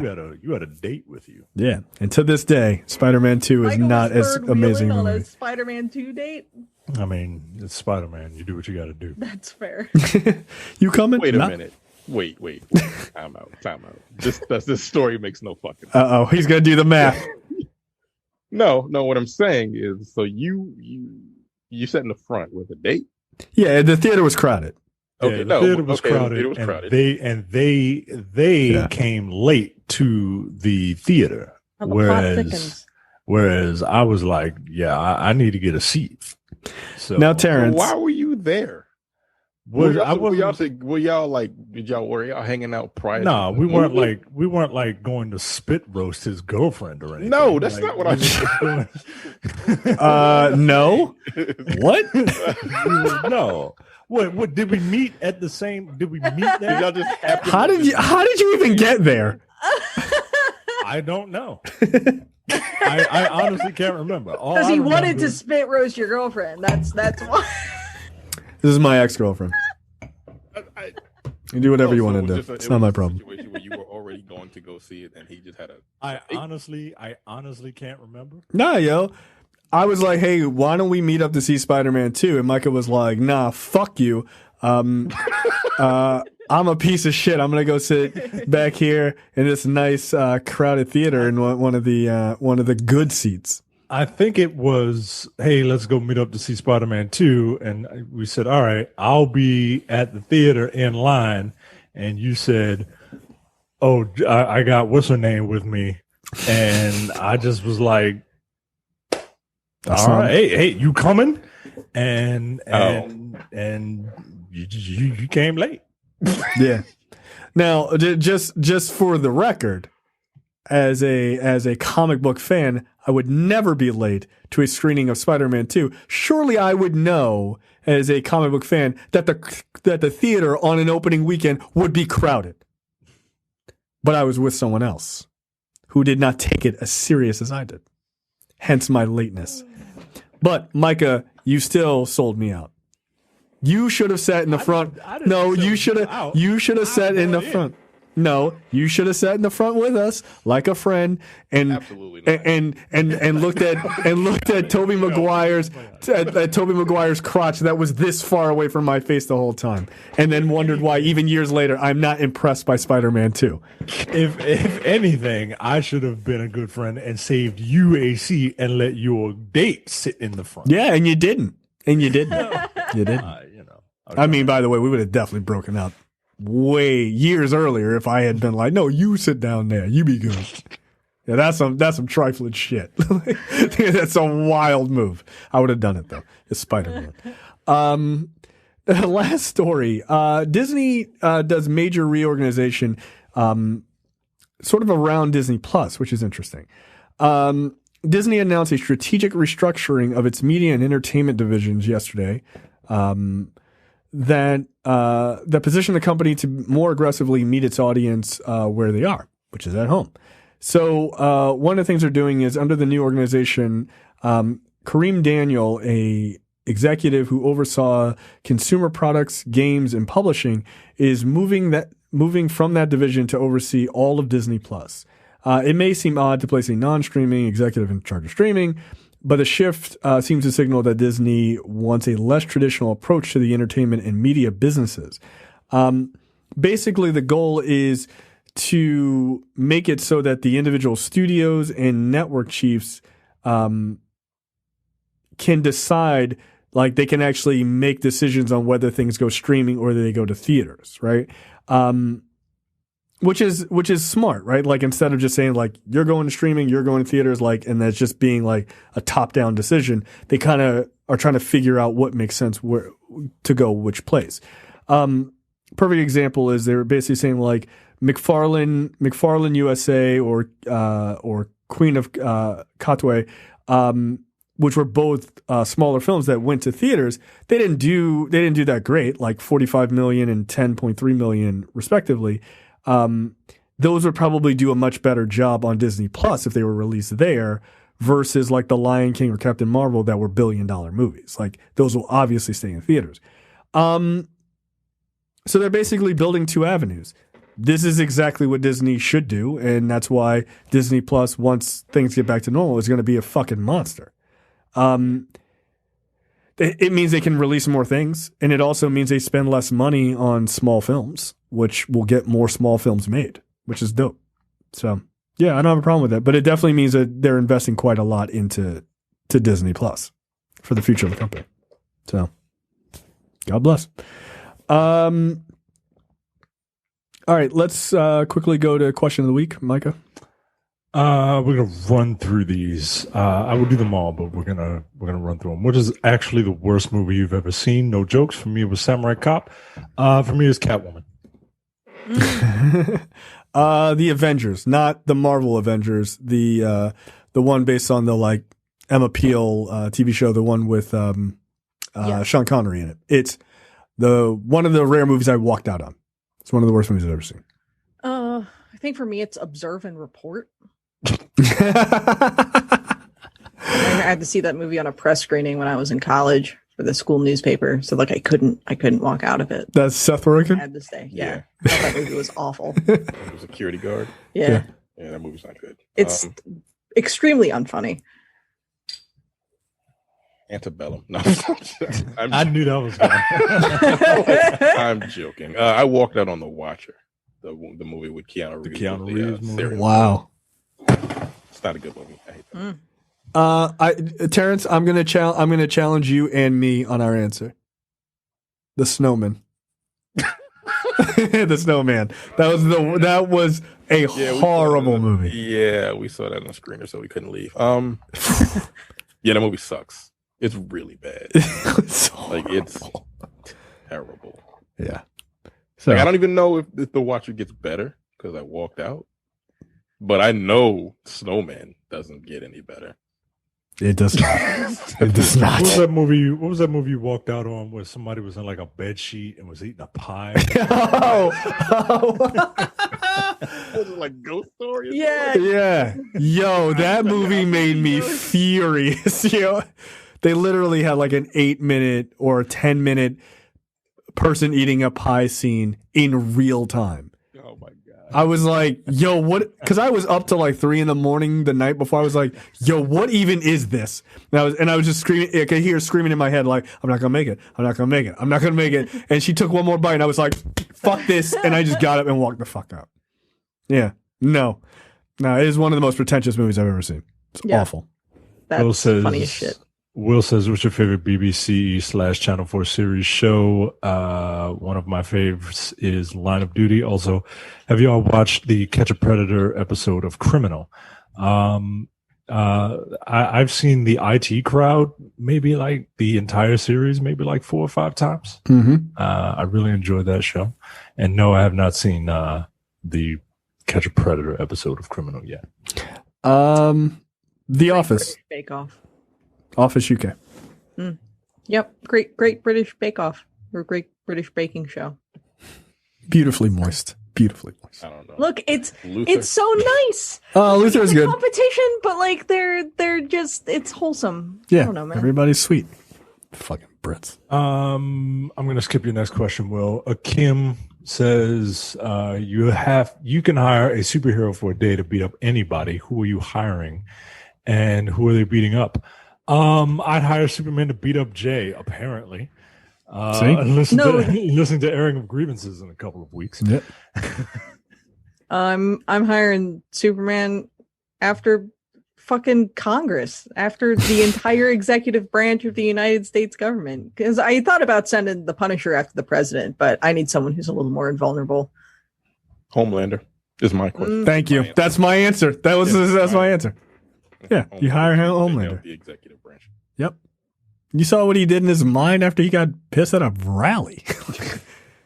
Yeah, it was great. Yeah, you got to go with the man you know is going to deliver. Homelander's going to deliver because he's a lunatic. Nice. That's right. Fair. Brandon says top 3 Tarantino movies, in no particular order: Inglourious Bastards, The Hateful Eight, and it's kind of a toss up between Django and Pulp Fiction. It's a toss up between those two. Pulp Fiction, Hateful Eight, and man, I didn't like Inglourious Bastards. Yeah, I Jackie really Brown. enjoyed it. For me, it's Hateful Eight. It's Hateful Eight, Pulp Fiction, Kill Bill, Part 1. Kill Bill either. Yeah, Django, Inglourious Bastards, Kill Bill, I think, for me. There you go. Chanel says, have you guys seen the trailer for Hillbilly Elegy? Is this the Oscar bait we've been waiting for? Have any of you read the book? To be fair, I think the author's background is more of a look forward topic. I'm afraid that you are way too smart for me. Chanel? Oh, no, this is the Glenn Close movie. Yeah, no, dude, this is I saw the trailer for that. It's definitely Oscar bait. Oh, yeah, 100%. Yeah, and it likely will at least get a nomination. Wood says, can you think of any movies from the past that had current megastars play small bit roles in larger ensemble movies? The one I can name is Jamie Foxx in The Great White Hype. There are a ton of them, right? Scream. Yeah, like there are way too many to name. I'm paralyzed by the choices because that's usually what happens, right? That's how you come up, right? You look at somebody's random, you just pick a star at random and look at their filmography, and you'll be like, "Well, Brad Pitt Samuel was L. in this?" Jackson in Coming to America. Thank you. Right, There you go. right. Samuel L. Jackson in anything, right? Like he's been acting for years and started at like 40. Right. Trey says, Wood says, have you ever considered reviewing Hoodlum, Rage in Harlem, or the black version of About Last Night? I would do About Last Night. I like. Who was in About Last Night? Does that Kevin Hart? It's Kevin Hart and Michael Ealy and all I've seen the that. black I've people seen at the that. moment. Yeah, I've seen the Is it movie. good? I've seen it. It's pretty decent. Yeah, I wouldn't mind doing that. I don't mind. I assume you're talking about for black and black cinema. No, for the Nerdpocalypse. Seems odd. Seems odd. Because this is this show.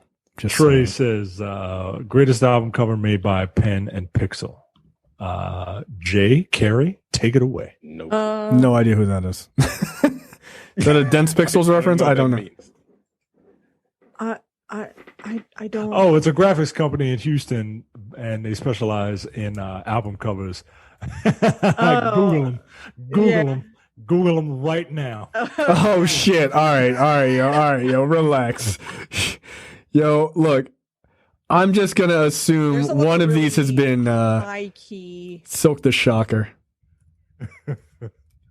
Holy shit! There's you know what? I'm a big fan of whatever this presented by DJ Rated X of the Sex Fiends Staying True. That man is a genie in this cover. Yo, these That's are delightful. so bad. I hate these guys. Yeah, I hated they're these gross. so These fucking are much. Gross. They did the cover for Chris Rock, Bigger and Blacker, so I'm gonna give them that. They did the cover. Yeah, for because he was fucking Snoop making fun of Dogg those Snoop stupid. World. Any Cash Money album cover. Look at Silk the Yo, this Shocker. Juvenile 400 Degrees album makes me so angry. I hated Cash Money records. They all are terrible. Yo, it's so bad. Why is degrees spelled like that? Because niggas. That's why. Good Lord. Oh shit! Oh, I didn't notice that. That's funny. Oh shit! I just found the genie one, Carrie. Yeah. Staying true. Wait, Dude is dude is a genie, and he's got faces on his arms. Like, he's got faces on his shoulders and faces on his elbows. wait, whoa. What album is that? Oh my This- God. Staying true. What is it? Big C, Dinky D, bald head, staying true. Is this real? I don't know, but it sure is in the Google image Hey, results. it looks real to me. Oh no, I see it. God damn it. God damn. All right, Johnny says, who would y'all want? Johnny says, who would y'all want from the white delegation for Ice Cube in the next racial draft? Bill Burr is the answer. Yeah, no, that's obvious. Yeah, that's obvious. 100%. Anthony says, what talent, sports, music, etc., do you wish you had? Ken Cam says, I'll answer for Jay. Any talent at all. Oh, nice. Thank you. And James says Michael would probably wish he had a talent for learning new languages. No, that's a skill. Music. If I could play literally any instrument without having to, put in the actual work, then yeah, I would do that. Yeah, no, that's fair. Yeah, I've been playing music for 20 years. And I like to think I'm pretty all right at it. But I kind of wish I had a talent for like visual art. So like drawing or painting or photography, any of that shit. My wife would tell you that's a skill. Yeah, well, I wish I had a talent for it. So I didn't have to put in the effort to get the skill. Nah, I can look. I don't fuck around. Yeah, I will fuck up a stick man. Like, I'm doing all sorts of shit. Careers don't last very long, and you can break bones. I'd be a singer. I could see that. I could see that. All right. You about to get one of these fancy ass covers? I would like. I mean, your background is halfway there. That's true.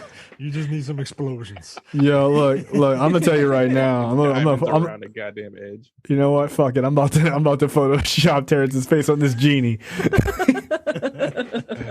Yo, you don't know how angry those. that 400 degrees one. There's too busy. It's just too busy. Yeah, they're all too busy. The fucking problem. That's really funny. Johnny says, who is your idiot celebrity guilty pleasure, i.e. Stephen A. Smith, Kardashian, Steve Harvey? I tolerate Stephen A. Smith. He's like an old black man. But I don't know if he's a guilty pleasure, right? Like, who's a dummy that I just really don't mind? Does Dancing with the Stars count as an idiot celebrity guilty pleasure? Because all of those people are idiot celebrities, but also that show is delightful. Oh, I was going to ask, is Micah considered a celebrity? In my own mind. Is Umar Johnson considered? Yes. The answer is yes. He's one of the funniest niggas on the planet. Yeah, he's pretty funny. Really funny. Yeah, he's funny as hell. I'll watch anything he says because he's stupid. It's so stupid. Like, I can't help but laugh at him. Yep, that's fair. Amir coming with the existentialism. Would you rather lose all of your memories or never be able to make new ones? Yo, never be able to make new ones. Never be able to make new ones. Wait, well, hold on. Is he saying I took that as you lose all of your, like, from this second back, and you can make new memories? Yeah. Right? Or never make new memories. All of your memories and never make new ones. Lose all my old memories. No. I have a kid. I have a kid. Yeah, I mean, that's fine for you. I can't let the 90s go, so. I don't even remember what the number 9 means. Done. Who cares? Who gives a shit? It was over. 90s? What the fuck? You were like a child. I was, and it was great. I would do anything to go back to the 90s, but like as an adult. Nah, fuck that. No, go back as a kid when you didn't have bills. To the 80s. That's weird. Right. Nah. White. I'm trying to figure out what I lived in the 90s. Yeah. I was a teenager in the 90s. I mean, Carrie might like it. I guess. Carrie might like, right? Because it was like grunge. You know what I mean? There's a lot of flannel. Yeah, she was flannel in the Don't come for me like that. All decked out. White people were all bleak and shit. Like, they were riding high during the 80s, and then black people showed up, and then the Clinton era came, and we were in shit like Boomerang and wearing hairstyles with slants, making us look like Gumby, and having baggy ass pants and shit. Yeah, I don't know, man. Like, I just want to fucking like be in an arcade in a mall in 1996. Where I think my spirit is going to go when I die. You want to be to haunt a local arcade. Yeah, I'm good.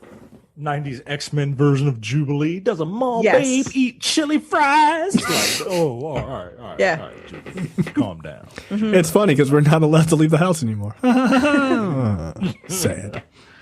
Cam says the newest Rewatchables podcast is on The Martian, and they discuss the idea that Leonardo DiCaprio is like a rich man's Matt Damon. Do you guys agree? And if so, who do you think could pull off the other's career better?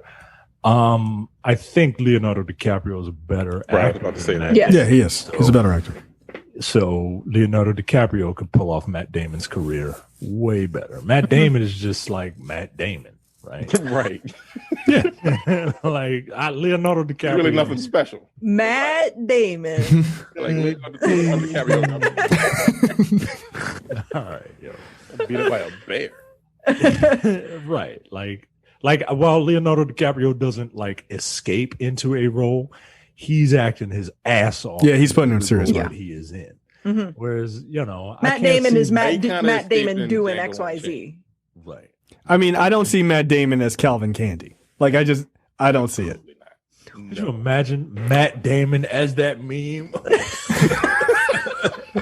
I could actually. I could. Nah, that'd be a little too close to home. He's from Boston. That's a little too. Right. Yeah. Hey, I need you to play a racist. He's like, I got it. Keep your script.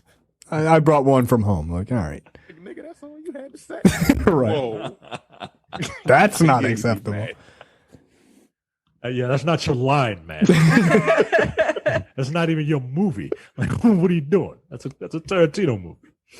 You can't say dead nigga storage in this particular Tarantino. He was like, can I? Can't I? I've said it before. At home. Jared says on a scale of Atlantic Rim to Snakes on a Train, how excited are you for this Monster Hunter movie? Now, We're gonna save this. We're gonna table this. We will talk. Yeah, about we'll this. table it. We'll table All it. right, that's perfectly fine with me. Rashawn says thoughts on Bill Burr's Saturday Night Live monologue. I think we we talked Good. about that. Yeah, great. And have you finished Gangs of London? I have not. I have one more episode to started it. go, and I am sorry that I have not finished it. It's so good. That is all the questions that I see. Ashley asked, have you guys considered having a younger voice on one of the shows to add a new perspective? Am I, a literal fetus, not enough for you, Ashley? She's like, someone, can you get a young person, not 30? Hey, fuck off. Yeah, right. I figure she means, you know, on a Someone more in their regular 20s. basis. Ugh. Man, No. every fucking 25-year-old with a streaming setup has a podcast these days. Look at you. Look at you getting old now and angry at young people. Freaky old people. Yo, fuck young kids. Like, Like, wow. here's the thing. We would probably like just cut their mic because it would be obnoxious as fuck. We don't need a Mute. Gen Z representative on here. Because everything we say would be offensive Yes. That's for right. some reason or another, and I don't have time for that. I'm too old. Look, we used to be young. Go back and listen to our old episodes. Yeah. Go back and listen to our old episodes, and you will realize that they were not good. Yeah, that's right. Yeah, I don't So- listen to those old episodes. Me either. Listen to the Matthew episodes. Yeah. Do you want Go that? back to the first episode. That's very funny. I like how you guys don't like that. This is the first time I've heard like a reference to Matthew on this show in years. Yeah. Try not to. We generally don't. Yo, I was 31 years old. That's crazy. I was You were thir- my age. Yeah. I was Carrie's age when we started this. Now look at me. I had hair. I had fucking hair. I I don't did. believe that. I did. It's gone. You people took it from me. I give you everything. No, it migrated. Slow down. It's basically. That's how it works. That's how it works. This shit leaves, and you're just like, all right, well, I guess I'll go the other way. Right. I don't want to like black powder, so let me just grow some facial hair. All right, let's get into what the fuck and sort of wrap up here. Snake named after knife slices into victims to feed on their innards. Love that for him. Excuse me? India. What was the fuck? What did you say? A snake Uh-huh. named after a type of knife slices into victims to feed on their innards. Oh no, this is Australia as fuck. Never mind.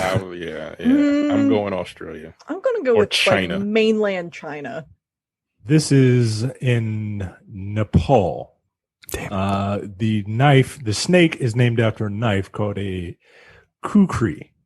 Oh, of course.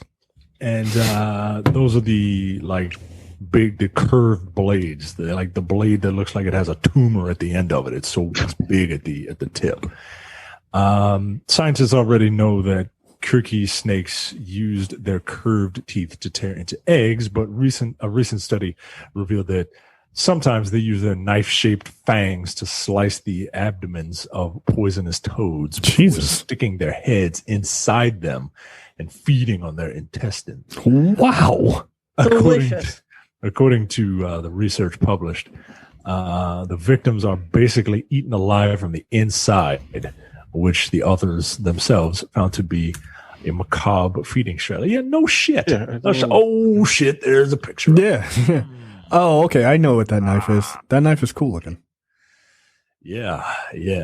That's pretty gross. You just see like the snake going down on this toad, and it just kind of didn't stop. Like, that's wildly unacceptable. Yo. Yikes. I got to talk to my coworker. He's from Nepal. You ever seen one of these? What's up with just snakes, bro? What's wrong with y'all? All right, Terrence. Husband has metal nut attached to his penis and is asleep by his wife as a DIY chastity device because she thought he was cheating on her. Utah. Wow. Kentucky. I don't know. I don't want to know. Ukraine. A man had to seek medical help after his wife put a metal nut on his penis to punish him for being unfaithful. No. Wow. How did she get that on? They had to use a grinder to get it off. Yo, come to save his dick. Look, we'd have to physically fight. She didn't prove that he was cheating. She thought he was cheating. Yeah, I might punch her in the face. Yeah, like I don't believe in violence against women, but yeah, like that's unacceptable. Just yeah. leave me. Yeah, you cheating? Sure, just go. Please don't put that on my dick. It's like a nut that you would use to screw the pipes to a sink. Yeah, that's not. That's okay. Here's my question: how did she get it on? Like, yo, you're that deep. How are you that knocked out? That's right, you that able to do that. Right, you that deep of a sleeper? Yo, my dick is they show the grinder. Yeah, there's like metal sparks and shit, and they're pouring water on it so it doesn't break. Wow. Yo, we gotta fight. We gotta fight. Yeah, no, we have to physically throw down. Don't like that. Yeah, like I like me and my dick are too good of friends for that. Like I can't.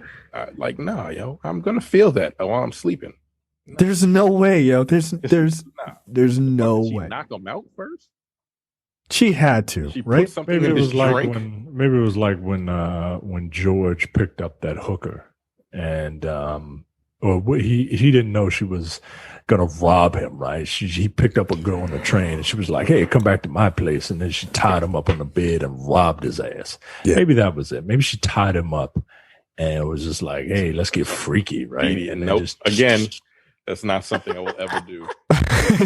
Like BDSM is like slavery. Nah, fuck you. No, I'm not being tied up. I don't want to get hit. I'm not into that. Like, don't hit me. Don't hit me. I don't like physical pain. No, like don't hit me because my reflex is to hit you back, and I don't think that's not really conducive to what we're trying to make happen. It doesn't seem fun. No. Yeah, this is awful. No. Please. Jesus Christ. Carrie. Back in early August, a 62-year-old resident of this place invited a group of people over to his home. Yeah, it's Japan.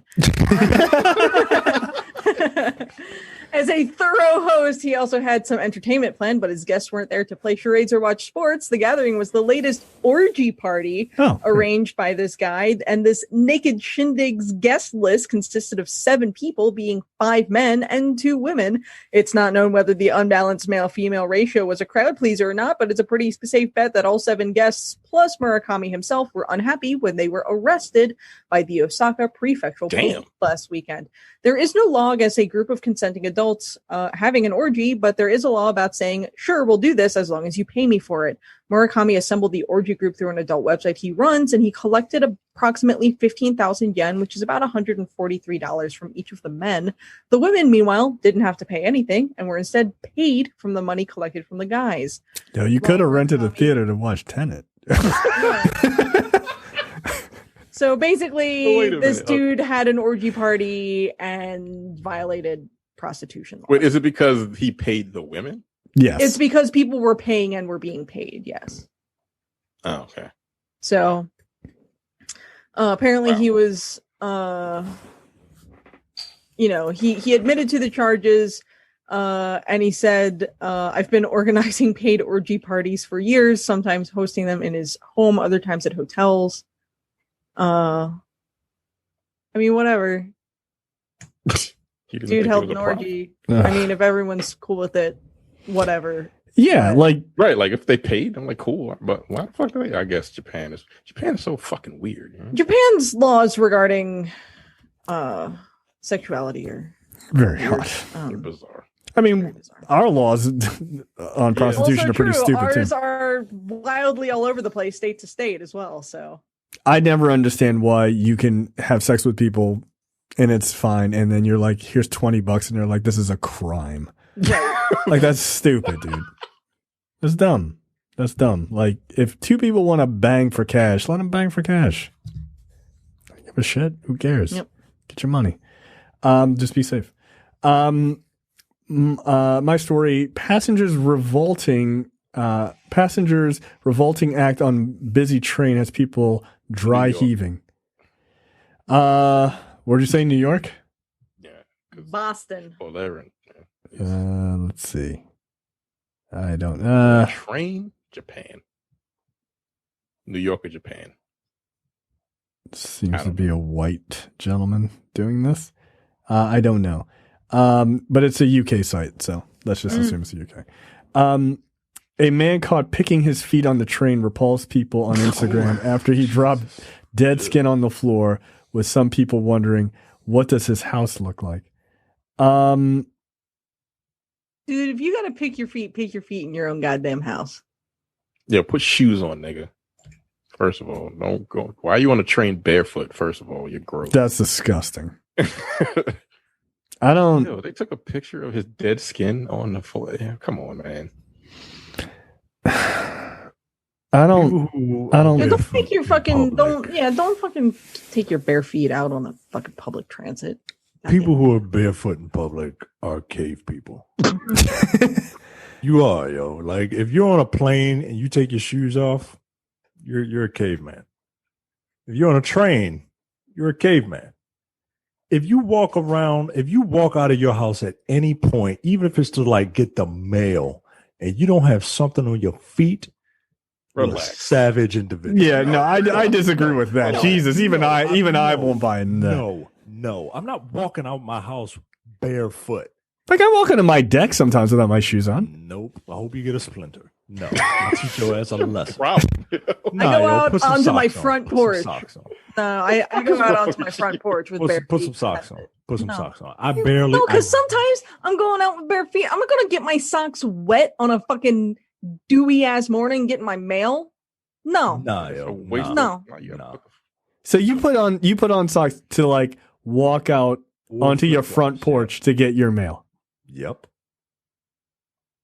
I keep a pair of outside slippers and inside slippers. No, you got outside slippers and inside. Yes, I have outside slippers. Right now I have my inside slippers right here. See, they're nice.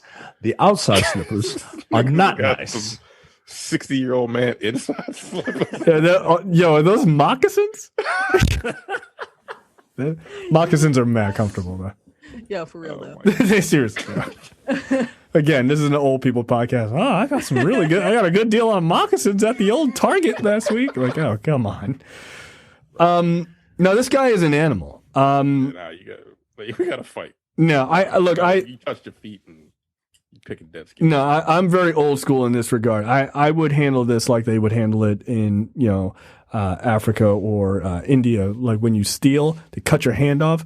Like, just cut his foot off. Just cut it off and just hand it to him and make him bleed out and walk home. Get out of here. You're a monster. They make foot peel shit now. Men are allowed to use them. You fucking put those plastic socks on, leave them on, you fucking watch some TV, watch a movie, take them off, let that shit soak into your skin. Like 2 days later, all the skin on your feet peels off. It's gross, but it's like delightful. But you do that in your house. I might you need that. Fucking pick at dry ass dead skin on your fucking commute to work. Or just take care of your fucking feet, though. Yeah, you know how you take care of your feet? Put your fucking shoes on to go get the fucking mail. No, your feet are supposed to look like an ancient riverbed, as as Bill Burr said. Yeah, this is disgusting. This is really gross. Also, Carrie, that product you're talking about, men can't use that because gay. Like I don't know if you've been on the internet, but my mistake. I completely forgot. Yeah, guys makes you gay. That's how I became a gay. Yeah, right? Is because I used a foot peel. Did you use one? You know what? Women. Yeah, no. But the question is, have you used one? The answer is yes. Are you gay? The answer is also yes. The transitive properties of the universe would say that's the math seems to check out. I'm just saying. No, guys put socks with rocks in there. On long enough because I am only half gay. Yeah, you didn't keep it on long enough. That's right. Yeah, I didn't keep it on long enough. Mistake. Only put it on one foot.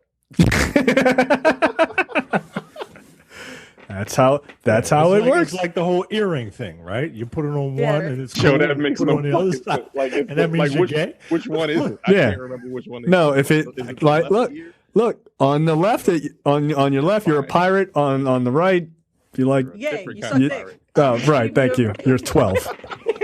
If you have one earring in and it's on your right ear, clearly you're being put on a spit by two guys. Yeah, that's right. That's how it works. That's how it works. But if you have two, then it's somehow acceptable? Yes, correct. If it's two, then and if they're diamond studs, it's more acceptable? I'm like, yo, these rules don't make sense. It balances itself out. Yeah, I don't think so, but I don't care. Just don't pierce that septum in your nose. It makes you look like a slave. That's my only issue. Like, don't do that. What? The fucking thing where they have like the little bull thing where people pull you around. Yeah, that's some slave shit. I don't care for it. I'm old. I'm just saying. Don't do that. With you. See, don't do nothing with your nose, yo. Yeah. Don't. You're not a bull. You're not a bull. Like a nose piercing is fine. I don't mind that. My wife has one. I think it's very cute. Nostril. Yeah, it's fine. Don't do that. You look like a crazy person. Or you got to have like mad tattoos and look like you can fight. Because then nobody can say, you'd be like, you know what? That's a look. You got it. I don't fuck with you. You got it. You got a septum tattoo. You better have a forked tongue and like scaled tattoos all over your face. Half your face. Just half. Tell people you're not fucking around. Like you just got lazy, but you're not fucking around. You'll get back. You'll get to it later. To all the people about to write us. We're kidding. We're just joking. Just joking. I don't care about your bull your bull piercing. Right. Nobody cares. I don't. I really don't. I do. I totally care. Trailers this week. Micah, you're seeing this. Another masterpiece. Not prepared for what I got when I clicked on the jiu-jitsu trailer. I was neither was not prepared. Look, I saw that this was a trailer a couple of days ago with Nicolas Cage in it. I didn't see it till today, and I already knew I wanted to see it. I already knew. This is what's wrong, guys? It's a movie called Jiu-Jitsu starring Tony Jaa. What a famous Muay Thai fighter, right? What's the big deal? Yeah, this is Luke Cage. This is Nick Cage fighting the not Predator with Tony Jaa and Crossbones. Mm-hmm. And I'm all about it. Yeah, I'm all about it. This looks so bad. Like, I cannot believe they got people to be in this movie. This looks like a solid.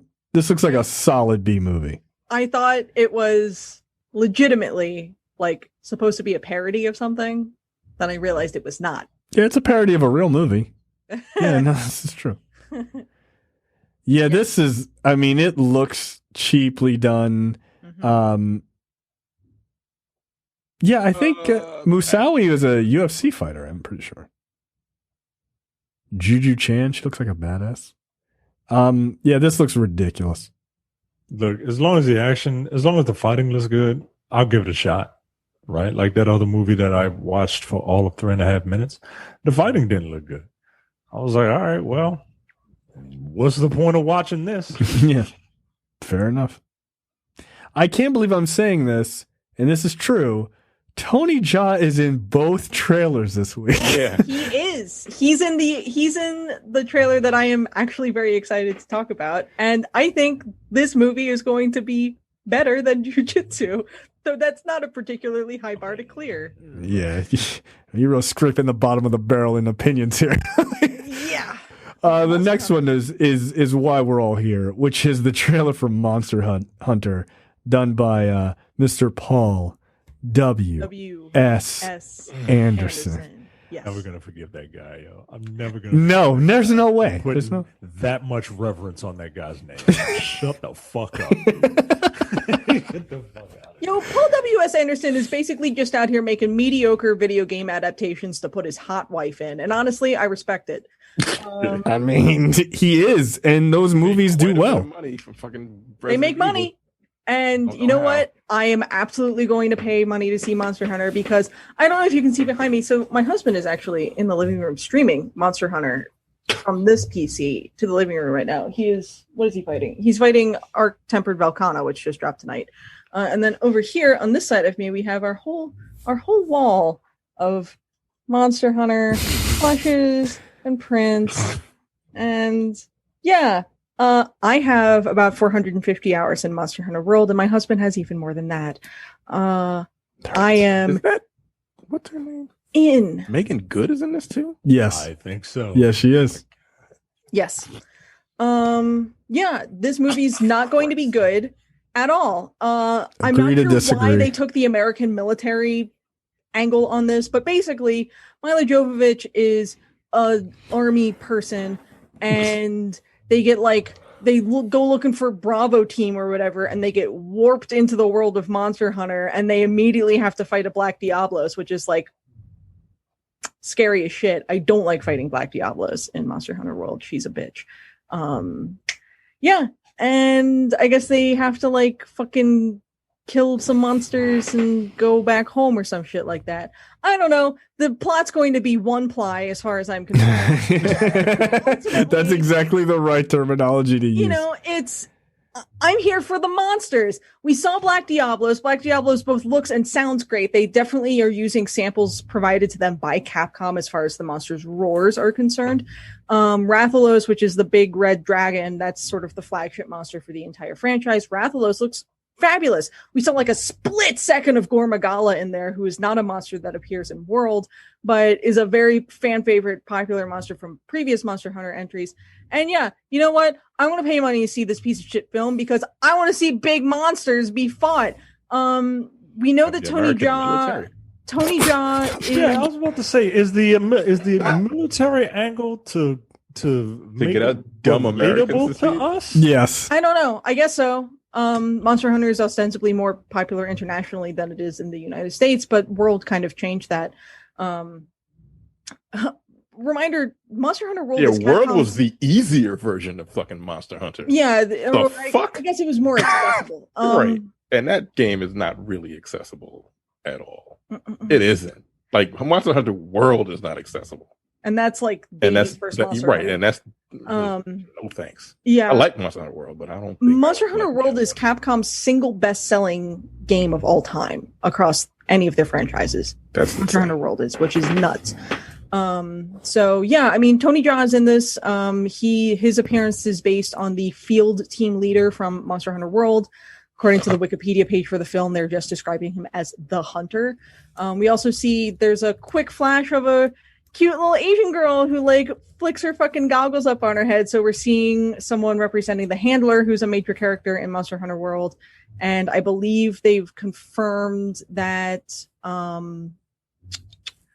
like the Admiral character from World is also going to be a supporting character in the film. So it's kind of mostly leaning into characters from Monster Hunter World, but bringing in monsters from other games and whatnot. Look, again, this movie, not going to be good.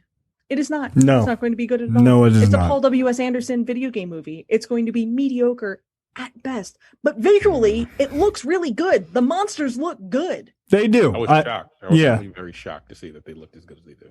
Yeah. Rathalos looks great. Diablos looks great. I'm fucking excited to get drunk and yell about monsters.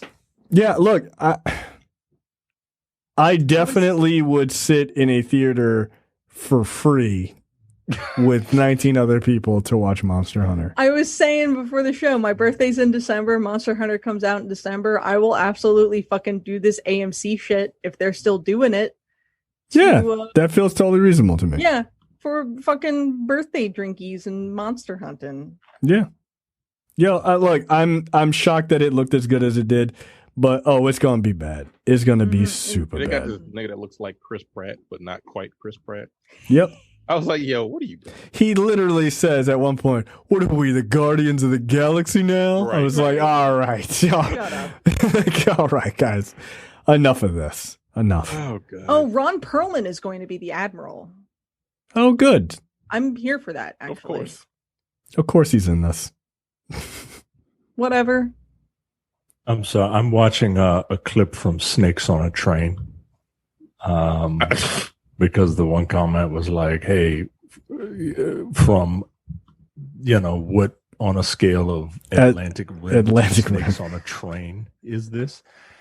It's not quite Snakes on a Train. It's a little better than that. Yeah, I will say that. It's funny because Snakes on a Plane is not good in its own right. Oh, well, Snakes on a Train is even worse. It's a giant snake eating a train. It's not even on a train. Sometimes it'd be like that. Yeah, It's eating a train. Jesus Christ. Yeah, this movie. This is wow. This movie, yeah, like you said, it looks like it's dumb fun. Yeah. It looks like it's better than those Resident Evil movies. So Yeah, which means by like the 8th one of these, it'll devolve into complete and utter shit. So yeah, It'll just be a bunch of people cosplaying. Yep, because that's all the Resident Evil movies were by the end. All right, that's it, I think, for us. Any other parting words? Monster Hunter good. There you go. All right, guys, we will see you guys next week. There you go. Yeah. Bye. congratulations. You're watching the Nerdpocalypse YouTube channel. Make sure you click that button to subscribe and check out our weekly podcast where we talk about movie, TV, news, tech, and weird stories from around the internet.